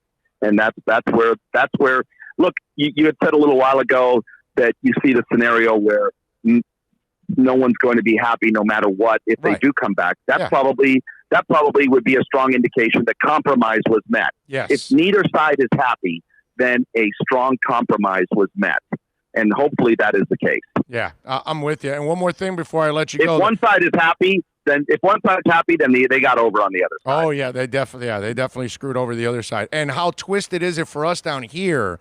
Because I was really hoping for the Marlins season, because think about it. If you have no baseball, Pedro, those poor young kids lose out a year of development. That sets the Marlins franchise back an entire year, because you're in the process of developing an entire team here. And so this year, even if it's a half a year, it'd be so important for the Marlins. Yeah, I've got a son who's a minor league pitcher. I know the pain. Believe me, he should be right now at AA, and he's not. He's home, and it's not the same throwing bullpens once or twice a week and playing catch. That's not the same. You're not developing. Is he with the A's and not getting paid, or is he with the Marlins and getting paid? He's with the Red Sox. So far he's getting paid. He's getting paid, huh? They're paying him $400. $400 a week. That's Hey man, at least they're living up to that response. I mean, it's sad to see what the Oakland A's owner is doing. You're a billionaire and you can't spare, a couple million or $1 million, whatever it is it's going to cost you. It would be $1.1 million to pay everybody in the minor league system the rest of the year. That's nothing for him, man. Look, our Panther owners are paying all their employees through the pandemic. The Marlins are paying their minor leaguers through August. I mean, I thought that was really classy. Well, that's the end of the minor league season. The minor league season ends on right around Labor Day. Okay. So that's it's usually that first week of September. So if you're getting paid through the end of August, that's basically 98% of the season, 99% of the season. Oh, yeah. Hey, listen, we rip the Marlins enough. When they do good things, I got to give them love, man. Got to be fair with them, man. You know, give them a little love for that, man. But it's just a shame to see like the Bruins owner and the A's owner not stepping up and helping their people out when they should be, man. It's just it's rough, man. It's rough. All right, Pedro, you are a stud, my brother. Thank you for taking some time. You stay safe out there, my man, and let's hope we get some baseball in this year. Orlandito, un abrazo fuerte. You got it, baby. Un abrazo. You be good. All right, brother. Take care. There you go. Bye. That's mi hermano, Pedro Gomez from ESPN. Always enjoy having Pedro on, man. Super stud. Yes, he is. So as a man of 1,005 holes, super stud, chiming in with a super chat. Yeah. Wow. Recent research has shown super chat. Makes no sense. Yeah, you're getting focused on all the wrong sort of details here. You need to forget about all the normal rules that apply in society. Wasted no time. Super chat. I thought it was really, really, really, really, really cool. You should all be very proud of yourself. I have no response. Super chat. That was perfect. Yes. Thank you, man of 1,005 holds. Chiming in there with a little super chat action. George says, I think the Yankees are always good, and they are. I would like to get into baseball, but I can't watch it on TV. Man of 1,005 holds says, 3 great consecutive interviews. Awesome work. Oh, thank you, man of 1,005 holds, giving us love there for the interviews. Appreciate all of you out there. Appreciate all of you for tuning in. Don't forget the boys are open all weekend long here at Craig Zinn's Acura Pembroke Pines. So if you're looking to buy or lease a vehicle, they will give you $750 off. If you're a veteran, if you're a first responder, $500 off. If you're a graduate, they've got 0.9% financing up to 72 months here at 15601 Pines Boulevard. Come on out here, see Larry Schlossberg and the boys. They will take care of you. If you own or lease an Acura, our service center is amazing. In fact, my wife is there right now with her RDX. So come see Mike Chan and Jordan Ferber and all the great people there in the service center. I want to thank all of you, as always, for watching, listening, subscribing, sharing the link. Very important to subscribe. Very important to share the link with folks out there. Of course, I got to thank the super chatters of the world, Omar Lopez, Tommy Italian 305, an incredible week, Tommy Italian 305, chiming in so many times. Julius 305, you're chiming in constantly. Super boom! Shaq dropped the big super chat today. Man of 1,005 holds. All of you out there for supporting us. We really appreciate it. I know that, dude. Where'd you get this? Super chats. Oh, gnarly. Awesome. Totally awesome. That's amazing stuff. Thank you all out there to Bill and Philippe also doing it on audio and video every single day. We appreciate all that. Can I just say I'm surprised you're ending the show. I am. 3 hours and 42 minutes. Is that enough? You're just on a roll. I thought we were going to ride out for the whole hour, you know. 3 hours and 42 minutes. And I think I got all of it in. We got all the sound. I think I got most of the stories in that I was going to talk about. Three great interviews. Yeah. Yeah, we ended it with 3 great interviews. Covered every base, unlike baseball's doing right now, you know. We try. And we thank Larry Schlossberg and all the great people out here. And, of course, Craig Zinn for being an incredible sponsor of our program. We will see you on Monday live from the studios. You all be safe out there. I'll be on tomorrow on Mad Dog Radio, 8 to 11 in the morning. You can catch us there. I think at 9:30, Sekou Smith is going to join us from NBA TV. He's already set for 9:30. I don't know what else we'll do on the show, but I'm sure we'll think about all kinds of things. All of you out there on the chat board, George Arthur chiming in with a super chat right at the end there. Thank you, George Arthur. Appreciate you chiming in on the super chat. That's very nice of you. He puts fins up. Thank you all out there super chatting. We love you all. What? Super chat. No way. Yes way. No way. Yes way. They were fantastic. Super chat. Thank you all out there. They're doing that because they want you to keep working. Exactly. All right, you all be good out there. My voice is finally fully recovered, and it's been strong the last couple of weeks, so it's been good. Please, everybody, stay safe this weekend. Be responsible if you're going to get out there amongst the crowds. Please. That's right. Super Boom Check says Big O is going deep into the rotation. Y'all be good. Thank you. We'll see you next week. Be safe. This is the Big O Show.